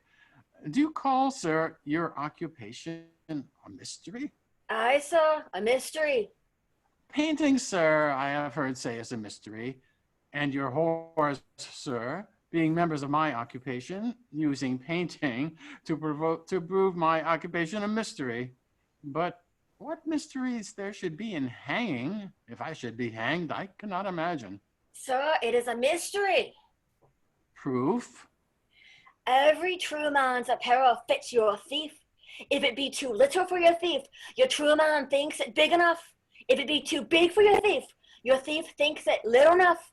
So every true man's apparel fits your thief. Are you agreed? Sir, I will serve him, for I do find your hangman is a more penitent trade than your bawd. He doth oftener ask forgiveness. You, sirrah, provide your block in your axe tomorrow at 4 o'clock. Aye, come on, bawd. I will instruct thee in my trade. Follow. I do desire to learn, sir, and I hope if you have occasion to use me for your own turn, you shall find me yar. For truly, sir, for your kindness, I owe you a good turn. Call hither Bernardine and Claudio. The one has my pity, not a jot the other, being a murderer, though he were my brother. Look, here is the warrant, Claudio, for my death, for thy death. 'Tis now dead midnight, and by 8 tomorrow, thou must be made immortal. Where's Bernardine? As fast locked up in sleep as guiltless labor when it lies starkly in the traveler's bones. He will not wake. Who can do good on him? Well, go prepare yourself. But hark, what noise? Heaven, give your spirit comfort. By and by, I hope it is some pardon or reprieve for the most gentle Claudio. Welcome, Father. The best and wholesomest spirits of the night envelop you, good Provost. Who called here of late? None, since the curfew rung. Not Isabel? No. Well, they will, then, ere be long. What comfort is for Claudio? Well, there's some in hope. It is a bitter deputy. Oh, not so, not so. His life is paralleled even with the stroke and line of his great justice. He doth with holy abstinence subdue that in himself which spurs on his power to qualify in others. Were he mealed with that which he corrects, then he would be tyrannous. But this being so, he's just. Now they are come. Oh, this is a gentle provost. Seldom when the steeled jailer is the friend of men. How now, what noise? Oh, the spirit possessed with haste that wounds the unsisting postern with these strokes. There, he must stay until the officer arrives to let him in. He is called up. Have you no countermand for Claudio yet? But he must die tomorrow? None, sir. But None. as near the dawning, Provost, as it is, you shall hear more ere morning. Happily, you something know, yet I believe there comes no counterman. No such example have we. Besides, upon the very siege of justice, Lord Angelo hath to the public ear professed the contrary. This is his lordship's man. Well, and here he comes. Pardon.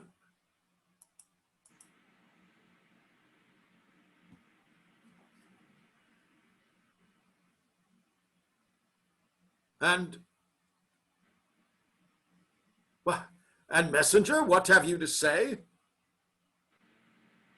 What have you to say, messenger?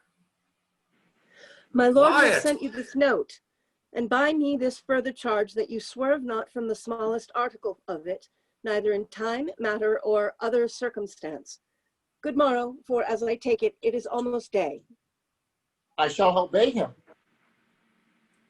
Oh, this is his pardon, purchased by such sin, for which the pardoner himself is in.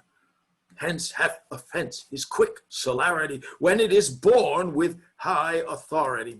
What when vice makes mercy, mercy so extended that for the false love is the offender friended. Now, sir, what news? I told you, Lord Angelo, belike thinking me remiss in mine office, awakens me this unwonted putting on. Methinks strangely, for he hath not used it before. Well, pray you, let's hear. Pardon me. Whatsoever you may hear to the contrary, let Claudio be executed by 4 of the clock in the afternoon, Bernardine. For my better satisfaction, let me have Claudio's head sent by 5. Let this be duly performed, with a thought that more depends on it than we must yet deliver. Thus fail not to do your office, as you will answer it at your peril. What say you to this? Oh, what is that Bernardine who is to be executed in the afternoon? A Bohemian born, but here nursed and bred, one that is prisoner 9 years old.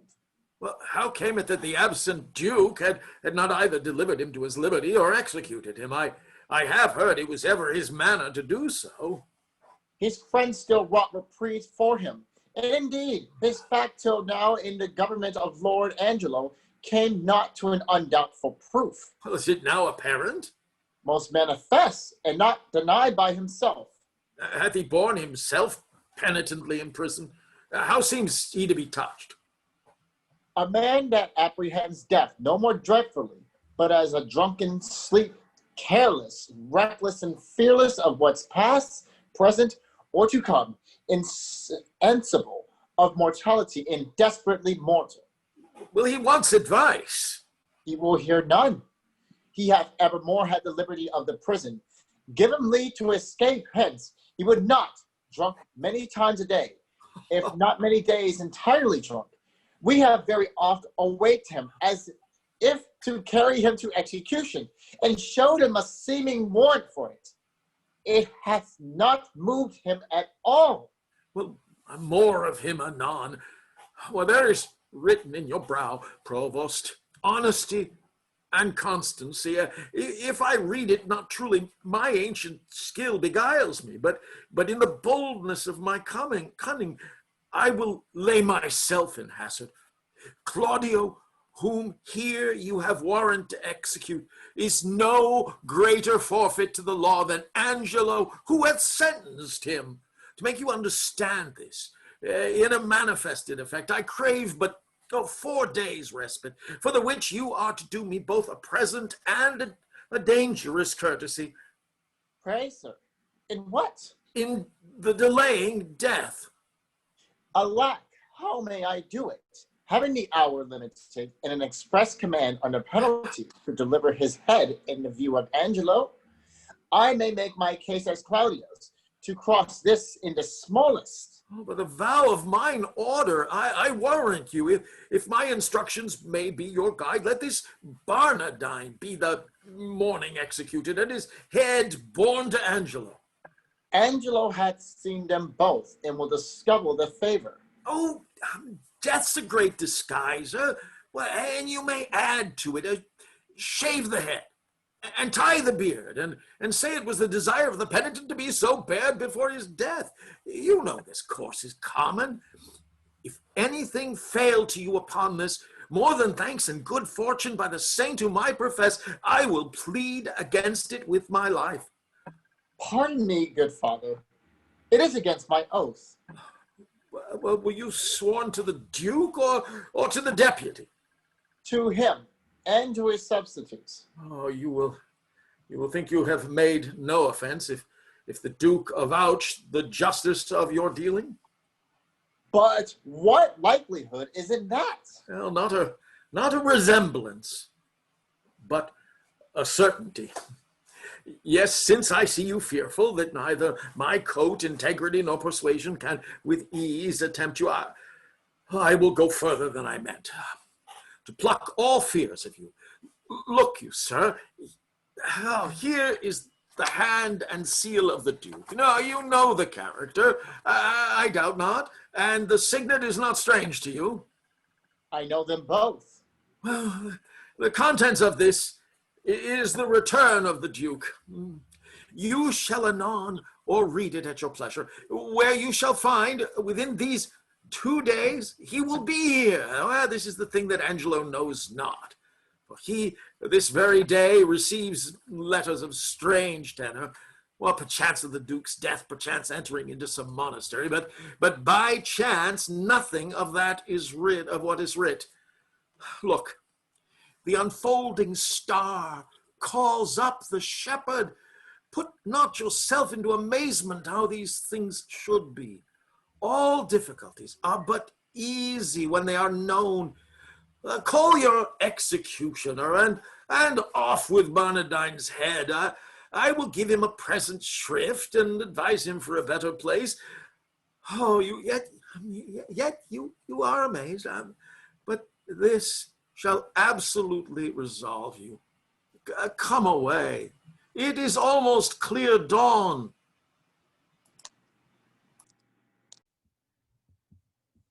Another room in the prison. I'm as well acquainted here as I was in our house of profession. One would think it were Mistress Overdone's own house, for here be many of her old customers. First, here's young Master Rash. He's in for a commodity of brown paper and old ginger, 17 pounds, of which he made 5 marks ready money. Marry, then ginger was not much in request, for the old women were all dead. Then is there here one Master Caper at the suit of Master Threepile the mercer, for some 4 suits of peach-colored satin, which now peaches him a beggar. Then have we here young Daisy and young Master Deepvow and Master Copperspur and Master Starvlackey, the rapier and dagger man, and young Drop Air that killed Lusty Pudding, and Master Forthlight the tilter, and brave Master Shooty the great traveler, and wild Halfcan that stabbed Potts, and I think 40 more, all great doers in our trade, and are now for the Lord's sake. Sirrah, bring Bernardine hither. Master Bernardine, you must rise and be hanged. Master Bernardine. Wait, what? Ho, Bernardine! Oh, pox on your throats! Who makes a noise there? Why, you? Your friend, sir, the hangman. You must be so good, sir, to rise and be put to death. Away with you, rogue, away! I'm sleepy. Tell him he must awake, and that quickly, too. Pray, Master Bernardine, awake till you are executed, and sleep afterwards. Go into him and fetch him out. He is coming, sir. He is coming. I hear his straw rustle. Is the axe upon the block, sirrah? Very ready, sir. Oh, now, Abhorson, what news with you? Truly, sir, I would desire you to clap into your prayers, for look you, the warrant's come. You rogue. I've been drinking all night. I'm not fitted for it. Oh, the better, sir, for he that drinks all night and is hanged betimes in the morning may sleep the sounder the next day.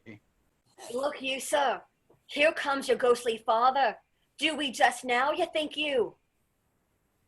Sir, induced by my charity and hearing how hastily you are to depart, I am come to advise you, comfort you, and pray with you. Right, not I. I've been drinking out all night, and I will have more time to prepare me, or they shall beat out my brains with billets. I will not consent to die this day, that's certain. Oh, sir, you must, and therefore I beseech you, well, look forward on the journey you shall go. I swear I will not die today for any man's persuasion. But hear you. Not a word. If you have anything to say to me, come to my ward, for thence I will not die today. Unfit to live or die. Oh, gravel heart. After him, fellows. Bring him to the block.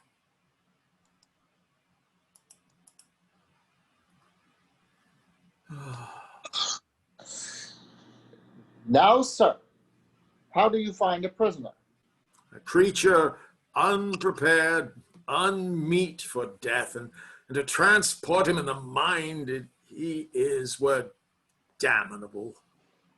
Here in the prison, father, there died this morning of a cruel fever one Ragazine, a most notorious pirate, a man of Claudio's years, his beard and head just of his color. What if we do omit this reprobate till he were well inclined and satisfied a deputy with this visage of Ragazine, more like to Claudio? Oh, it is an accident that heaven provides. Oh, dispatch it presently. The hour draws on, prefixed by Angelo. See this be done and sent according to command, whilst I persuade this rude wretch willingly to die. This shall be done, good father, presently. But Bernardine must die this afternoon. And how shall we continue, Claudio, to save me from the danger that might come if we were known alive? Well, let this be done. Put them in secret holds, both Bernardine and Claudio. Ere twice the sun hath made his journal greeting to the under generation, you shall find your safety manifested. I am your free dependent. Quick dispatch and send the head to Angelo.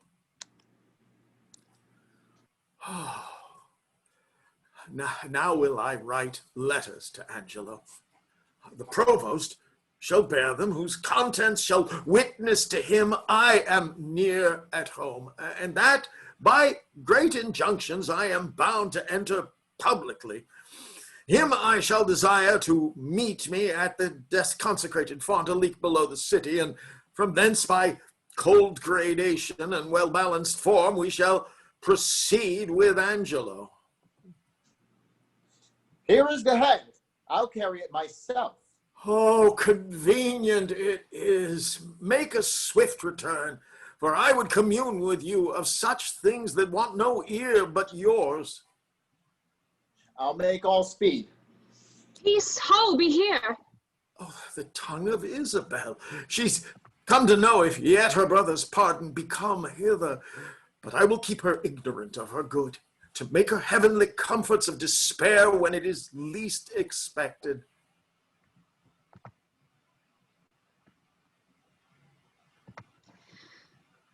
Oh, good morning to you, fair and gracious. Oh, good morning to you, fair and gracious daughter. The better, given me so holy a man. Hath yet the deputy sent me my brother's pardon? He hath released him, Isabel, from the world. His head is off and sent to Angelo. Nay, but it is not so.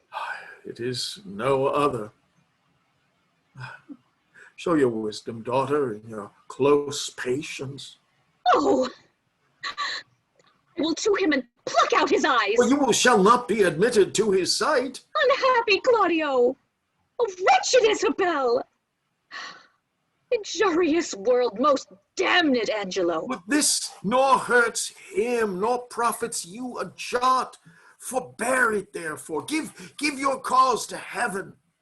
Mark what I say, which you shall find by every syllable of faithful verity. The Duke comes home tomorrow. Nay, dry your eyes. One of our convent and his confessor gives me this instance. Already he hath carried notice to Escalus and Angelo, who do prepare to meet him at the gates, there to give up their power. If you can, pace your wisdom in that good path that I would wish it to go, and you shall have your bosom on this wretch. Grace of the Duke, revenges to your heart a general honor. I am directed by you. Well, this letter, then, to Friar Peter give. 'Tis that he sent me of the Duke's return, and say by this token, I desire his company at Mariana's house tonight. Her cause and yours I'll perfect him withal, and he shall bring you before the Duke, and to the head of Angelo, accuse him home and home. Oh, for my poor self, I am confined by a sacred vow, and shall be absent. Wend you with this letter, command these fretting waters from your eyes. With a light heart, trust not my holy order if I pervert your cause. Who's here?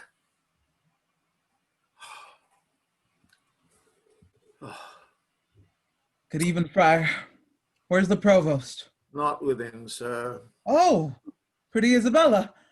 I am pale at mine heart to see thine eyes so red. Thou must be patient.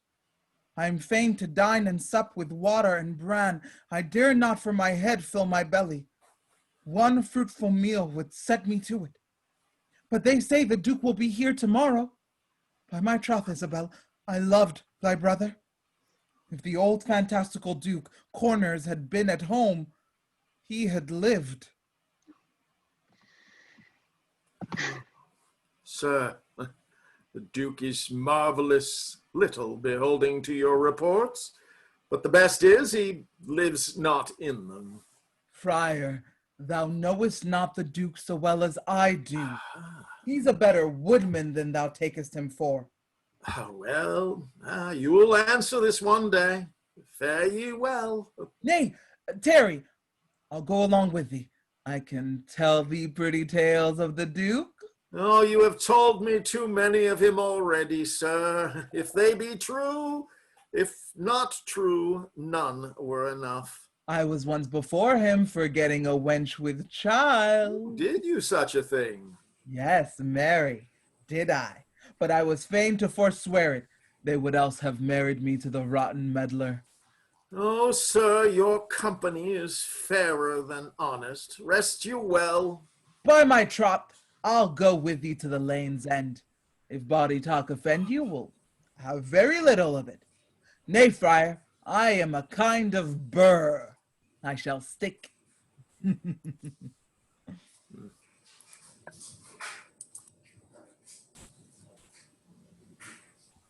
A room in Angelo's house.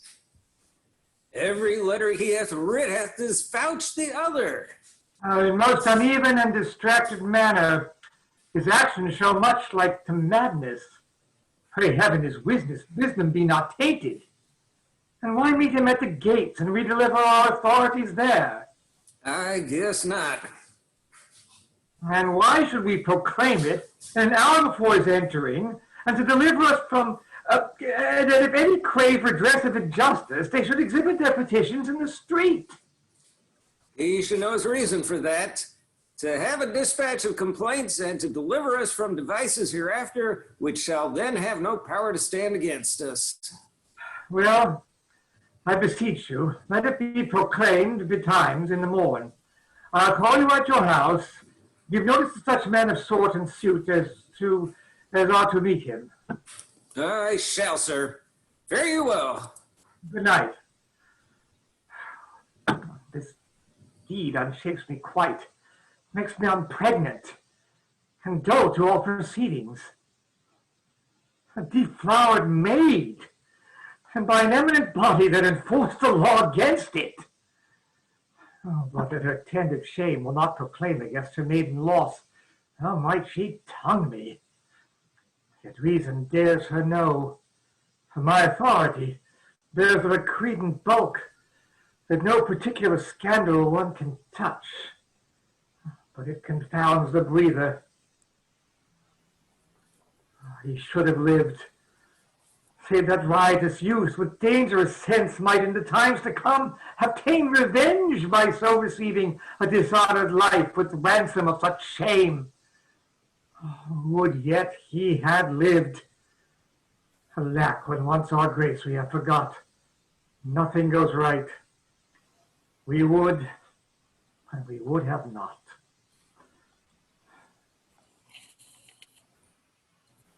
Fields without the town.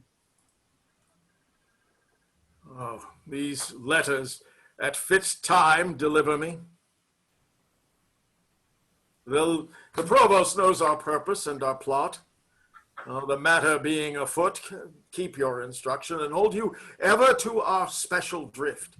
Though sometimes you do blench from this to that as cause doth minister, well, go call at Flavius's house and tell him where I stay. Give the like notice to Valentinus, Roland, and to Crassus, and bid them bring the trumpets to the gate. But send me Flavius first. It shall be speeded well. Well, I thank thee, Varrius. Thou hast made good haste. Come, we will walk. There's other of our friends we'll greet here anon, my gentle Varrius. Street near the city gate.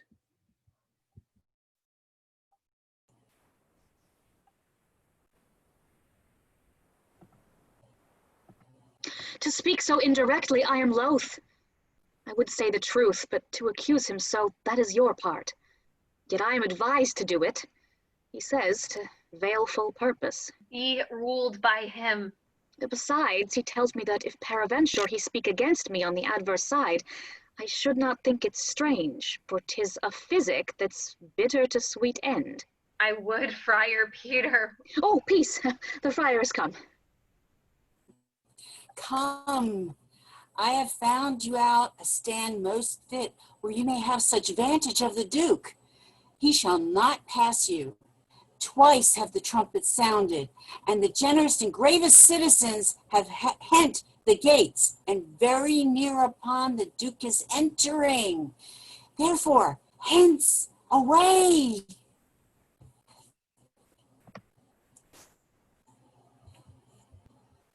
the city gate. My very worthy cousin, fairly met. Our old and faithful friend, we are glad to see you. Happy return be to your royal grace. Many and hearty thankings to you both. Well, we've made inquiry of you, and we hear such goodness of your justice that our soul cannot but yield you forth to public thanks for running more requital. Make my bond still greater.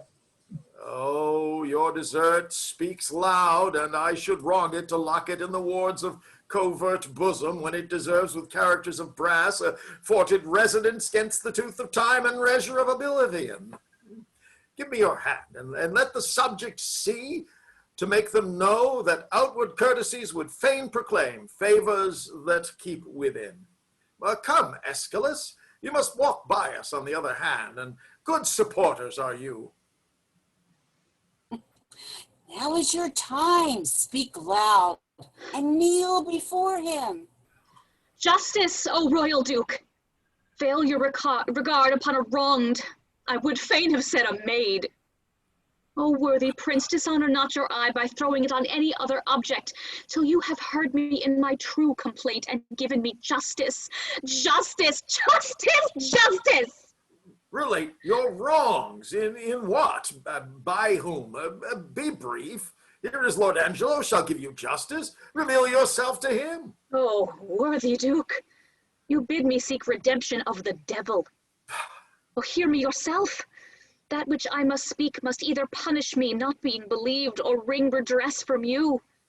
Hear me, oh, hear me here. My lord, her wits, I fear me, are not firm. She has been a suitor to me for her brother, cut off by the course of justice. By course of justice? And she will speak most bitterly and strange. Most strange, but yet most truly will I speak. That Angelo's forsworn, is it not strange? That Angelo's a murderer, is not strange?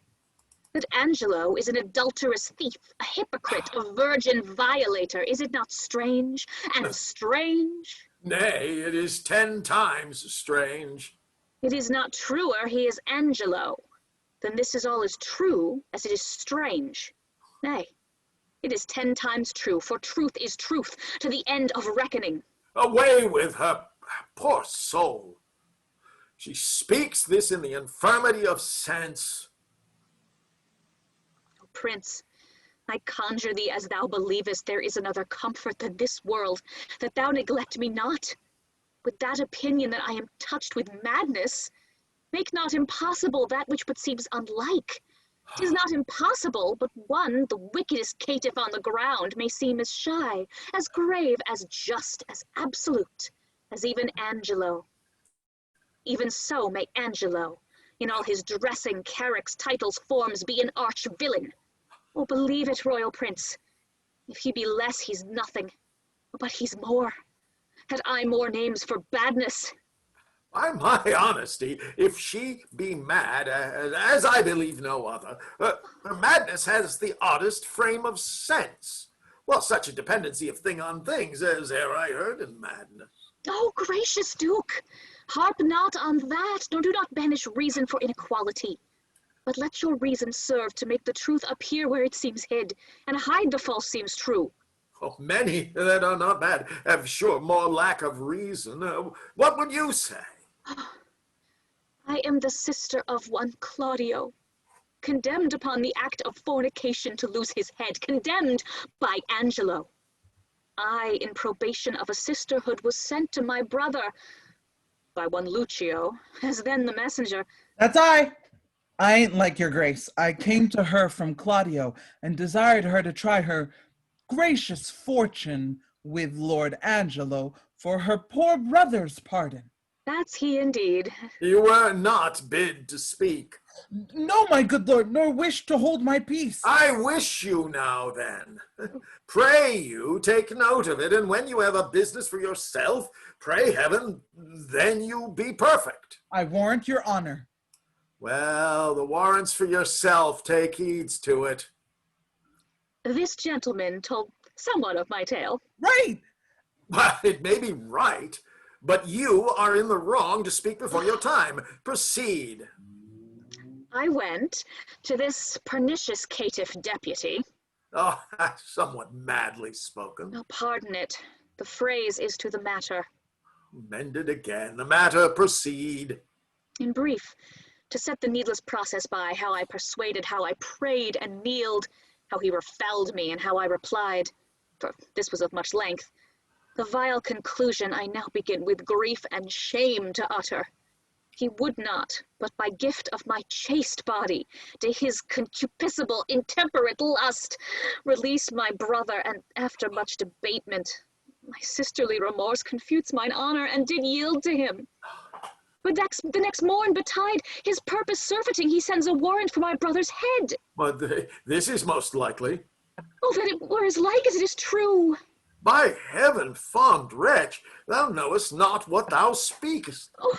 Or else thou art suborned against his honor in hateful practice.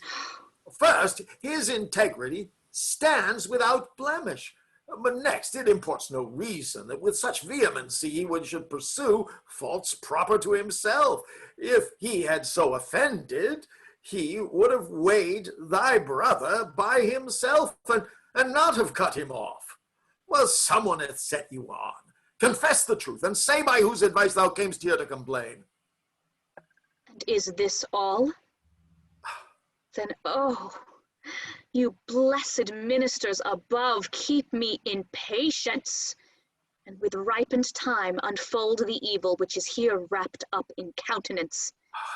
Heaven shield your grace from woe, as I thus wronged hence unbelieved go. I know you'd fain be gone, an officer! To prison with her. Shall we thus permit a blasting and a scandalous breath to fall on him so near us? Oh, this needs must be a practice. Well, who knew of your intent in coming thither? One that I would were here, Friar Lodowick. Ghostly father, belike. Who knows that Lodowick? Well, my lord, I know him. 'Tis a meddling flyer. I do not like the man. Oh. Had he been lay, my lord, for certain words he spake against your grace in your retirement, I had swinged him soundly. Words against me. Oh, this is a good friar, belike. And to set on this wretched woman here against our substitute? Well, let this friar be found. But yesternight, my lord, she and that friar, I saw them at the prison. A saucy friar. A very scurvy fellow. Blessed be your royal grace. I have stood by, my lord, and I have heard your royal ear abused. Oh. First, hath this woman most wrongfully accused your substitute, who is as free from touch or soil as one from one begot. We do believe no less. Know you that Friar Lodowick that she speaks of? I know him for a man divine and holy, not scurvy or a temporary meddler, as he reported by this gentleman, and on my trust, a man that never yet did as he vouches misreport your grace. My lord, most villainously. Believe it. Well, he in time may come to clear himself, but at this instant, he is sick, my love, of a strange fever. Upon his mere request, being come to knowledge that there was a complaint intended against Lord Angelo, I came hither to speak as from his mouth. What he doth know is true and false. Excuse me. And what with his oath and all probation will make a full clear whensoever he's convented. First, for this woman to justify this worthy nobleman so vulgarly and personally accused, her shall you here disprove to her eyes, till she herself confess it. Good friar, let's hear it. Do you not smile at this, Lord Angelo? Oh, heaven, the vanity of wretched fools. Give us some seats. Come, cousin Angelo. In this I'll be impartial. Be you judge of your own cause. Is this the witness, friar? First, let her show her face, and after speak. Isabella Pray, is my lord. carried off. I will not show my face until my husband bid me. Well, what? Are you married? No, my lord. Are you a maid? No, my lord. A widow, then? Neither, my lord. Why, you are nothing, then. Neither maid, widow, nor wife. My lord, she may be a punk, for many of them are neither maid, widow, nor wife. Silence that fellow. I would he had some cause to prattle for himself. Well, my lord. My lord, I do confess I ne'er was married, and I confess besides I am no maid. I have known my husband, yet my husband knows not that ever he knew me. He was drunk then, my lord. It can be no better. For the benefit of silence, would thou wert so too. Well, my lord. Well, this is no witness for Lord Angelo. Now I come to my lord. She that accuses him of fornication in selfsame manner doth accuse my husband, and charges him, my lord, with such a time when I depose I had him in mine arms with all the effect of love. Ought she more than me? Not that I know. No? You say your husband? Wait, just my lord, and that is Angelo, who thinks he knows that he ne'er knew my body, but he thinks that he knows Isabel's. This is strange abuse. Let's see this face. My husband bids me. Now I will unmask. This is that face, thou cruel Angelo, which once thou sworst was worth the looking on. This is the hand which with a vowed contract was fast fedlocked in thine. This is the body that took away the match from Isabel, and did supply thee in thy garden house in her imagined person. Know you this woman? Carnally, she says. Sirrah, no more! Enough, my lord. My lord, I must confess, I know this woman. 5 years since there was some speech of marriage betwixt myself and her, which was broke off. Partly for that her promised proportions came short of composition, but in chief for that her reputation was disvalued in levity, since which time, of 5 years, I never spake with her, saw her, nor heard from her. Upon my faith and honor. Noble prince, as there comes light from heaven and words from breath, as there is sense in truth and truth in virtue, I am affianced this man's wife as strongly as words could make up vows. And my good lord, but Tuesday night last gone in's garden house, he knew me as a wife. As this is true, let me in safety raise me from my knees, or else forever be confixed here, a marble monument. I did but smile till now. Now, good my lord, give me the scope of justice. My patience here is touched. I do perceive these poor informal women are no more but instruments of some more mightier member that sets them off. Let me have my way, my lord, to find this practice out. Aye, with my heart, and punishment them to the height of your pleasure. Thou foolish friar, and thou pernicious woman, compact with her that's gone, think'st thou thy oaths, though they would swear down each particular saint, were testimonies against his worth and credit that sealed an approbation? Oh, you Lord Escalus, sit with my cousin. Lend him your kind pains to find out this abuse, whence 'tis derived. There is another friar that set them on. Well, let him be sent for. Would he were here, my lord, for he indeed has set the woman onto this complaint. Your provost knows the place where he abides. May he fetch him. Well, go do it instantly. And you, my noble and well-warranted cousin, whom it concerns to hear this matter forth, do with your injuries as seems you best in any chastisement. I for a while will leave you, but stir not till you have well determined upon these slanders. My lord, we'll do it thoroughly.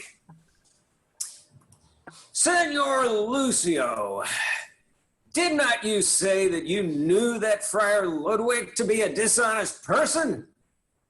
Cuculus non facit monachum, honest in nothing but in his clothes, and one that has spoke most villainous speeches of the Duke.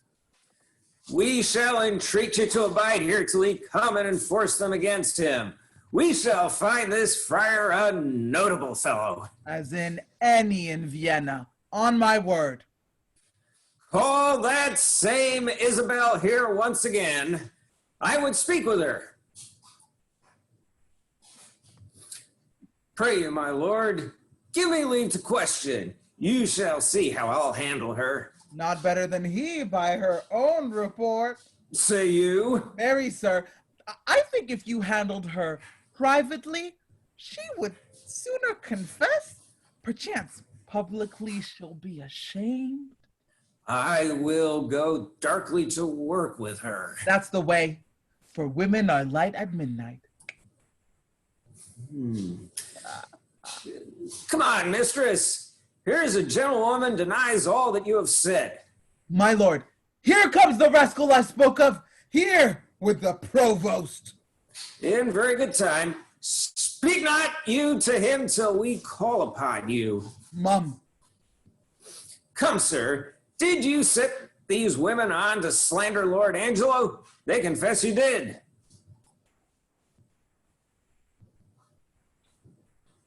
"'Tis false."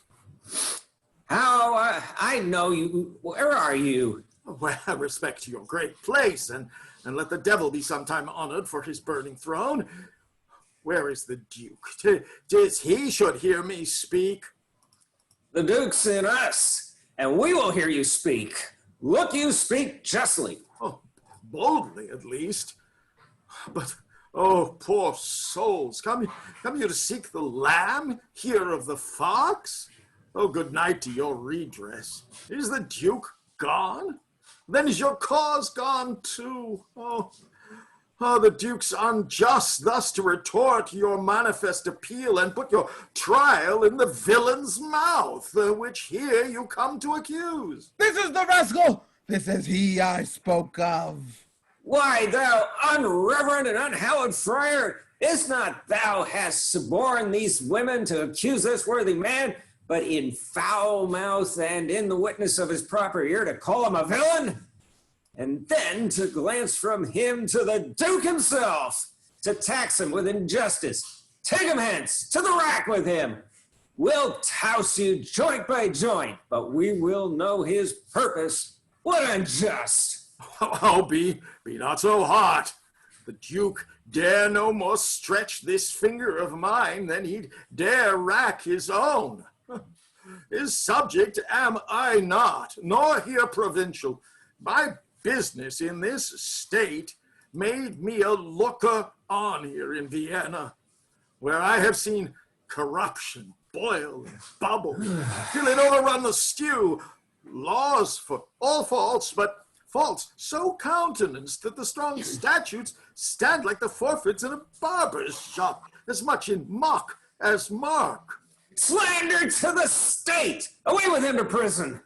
What can you vouch against him, Signor Lucio? Is this the man that you did tell us of? 'Tis he, my lord. Come hither, good man, Baldpate. Do you know me? I remember you, sir, by the sound of your voice. I met you at the prison in the absence of the Duke. Oh, did you so? And do you remember what you said of the Duke? Most notably, sir. Do you, sir? And was the Duke a fleshmonger, a fool, a coward, as you then reported him to be? You, sir, must change persons with me ere you make that report, that my report. You indeed spoke of him so, and much more, much worse. Oh, thou damnable fellow!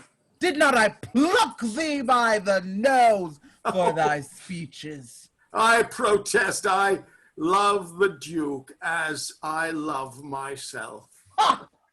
How the villain would close now after his treasonable abuses. Such a fellow is not to be talked withal. Away with him to prison. Where is the provost? Away with him to prison. Lay bolts upon him. Let him speak no more. Away with those giglets too, and with the other Confederate companion. Stay, sir. Stay a while, Provost. What, resists he? Help him, Lucio. Come, sir. Come, sir. Come, sir. Foe, sir. Why, you bald-pated lying rascal, you must be hooded, must you? Show your knave's visage with a pox to you. Show your sheep-biting face and be hanged an hour. Well, not off.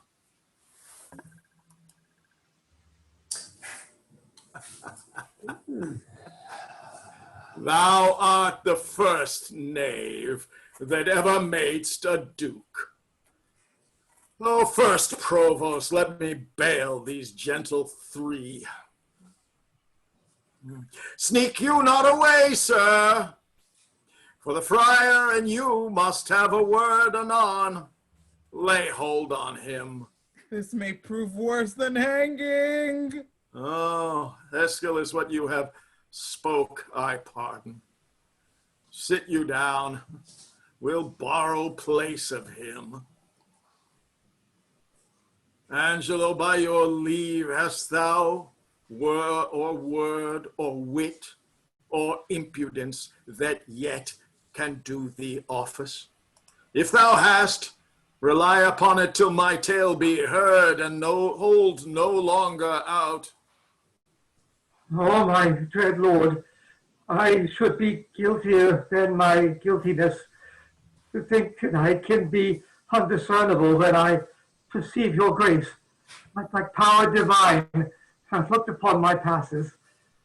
Then, good prince, no longer session hold upon my shame, but let my trial be mine own confession, immediate sentence then, and sequent death is all the grace that I beg. Come hither, Mariana. Say, wast thou e'er contracted to this woman? I was, my lord. Go take her hence, and marry her instantly. Do you the office, friar, which consummate, return him here again. Go with him, Provost. My lord, I am more amazed at his dishonor than at the strangeness of it. Oh, come hither, Isabel. Your friar is now your prince, as I was then. Advertising and wholly to your business, not changing heart with habit. I am still attorneyed at your service. Oh, give me pardon that I, your vassal, have employed and pained your unknown sovereignty. Oh, you are pardoned, Isabel. And now, dear maid, be you as free to us. Your brother's death, I know, sits at your heart. And you may marvel why I obscured myself, laboring to save his life, and would not rather make rash remonstrance of my hidden power than let him so be lost. O most kind maid, it was the swift celerity of his death, which I did think with slower foot came on, that brained my purpose. But peace be with him. That life is better life, past fearing death, than that which lives to fear. Make it your comfort. So happy is your brother. I do, my lord. For this new married man approaching here, whose salt imagination yet hath wronged your well-defended honor, you must pardon, for Mariana's sake. But as he is adjudged your brother, being criminal in double violation of sacred charity and of promise breach, thereon dependent for your brother's life, the very mercy of the law cries out most audible even from his proper tongue, an Angelo for Claudio, death for death. Haste still pays haste, and leisure answers leisure, like doth quit like, and measure still for measure. Then, Angelo, thy faults thus manifested, which though thou wouldst deny, denies the vantage. We do condemn thee to the very block where Claudio stooped to death, and with like haste. Away with him, Oh, my most gracious lord, I hope you will not mock me with a husband. Well, it is your husband mocked you with a husband consenting to the safeguard of your honor. I thought your marriage fit, else imputation, for that he knew you, might reproach your life and choke your good to come. For his possessions, although by confiscation they are ours, we do in state and widow you withal, to buy you a better husband. Oh, my dear lord, I crave no other, nor no better man. Well, no, never crave him. We are definitive. Gentle, my liege. You do but lose your labor. Away with him to death. Now, Sir Lucio, to you. Oh, my good lord. Sweet Isabel, take my part. Lend me your knees, and all my life to come, I'll lend you all my life to do your service. Against all sense you do importune me. Should she kneel down in mercy of this fact, her brother's ghost his paved bed would break, and take her hence in horror. Isabel, sweet Isabel, do yet but kneel by me. Hold up your hands, say nothing, I'll speak all. They say best men are molded out of faults, and for the most become much more the better for being a little bad. So may my husband. Oh, Isabel, will you not lend a knee? He dies for Claudio's death. Oh, most bounteous sir. Kneeling. Look, if it please you, on this man condemned, as if my brother lived. I partly think a due sincerity governed his deeds, till he did look on me. Since it is so, let him not die. My brother had but justice, in that he did the thing for which he died.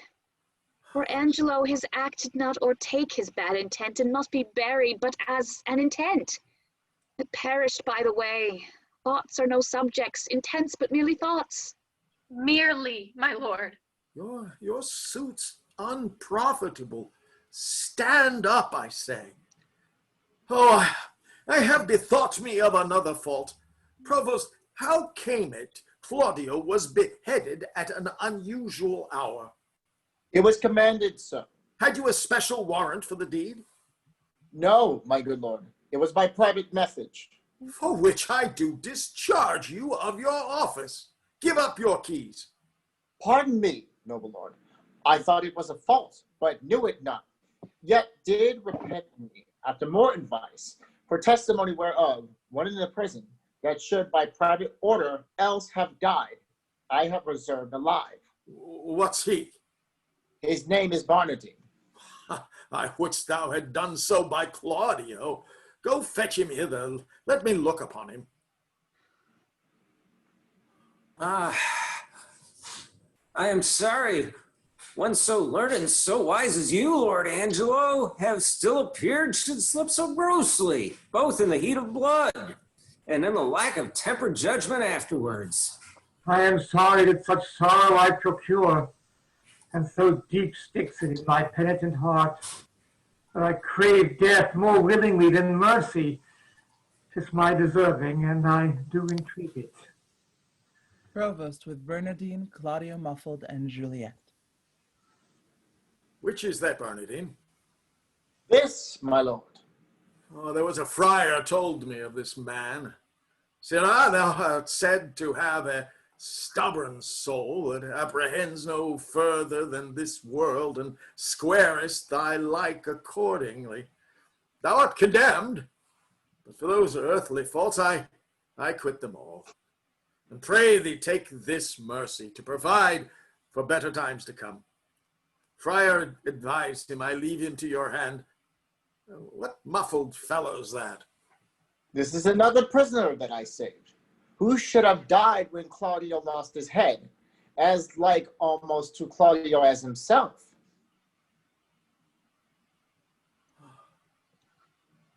Oh, if he be like your brother, Isabel, for his sake is he pardoned, and for your lovely sake. Give me your hand and say you will be mine.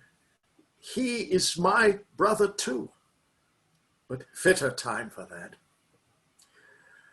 Oh, by this Lord Angelo perceives he's safe. Methinks I see a quickening in his eye. Well, Angelo, your evil quits you well. Look, you love your wife. Her worth's worth yours. I find an apt remission in myself, and yet here's one in place I cannot pardon. Lucio, you sirrah, that knew me for a fool, a coward, one of all luxury, an ass, a madman, wherein have I so deserved of you that you extol me thus? Faith, my lord, I spoke it but according to the trick. If you will hang me for it, you may, but I had rather it would please you I might be whipped. Whipped first, sir, and hanged after.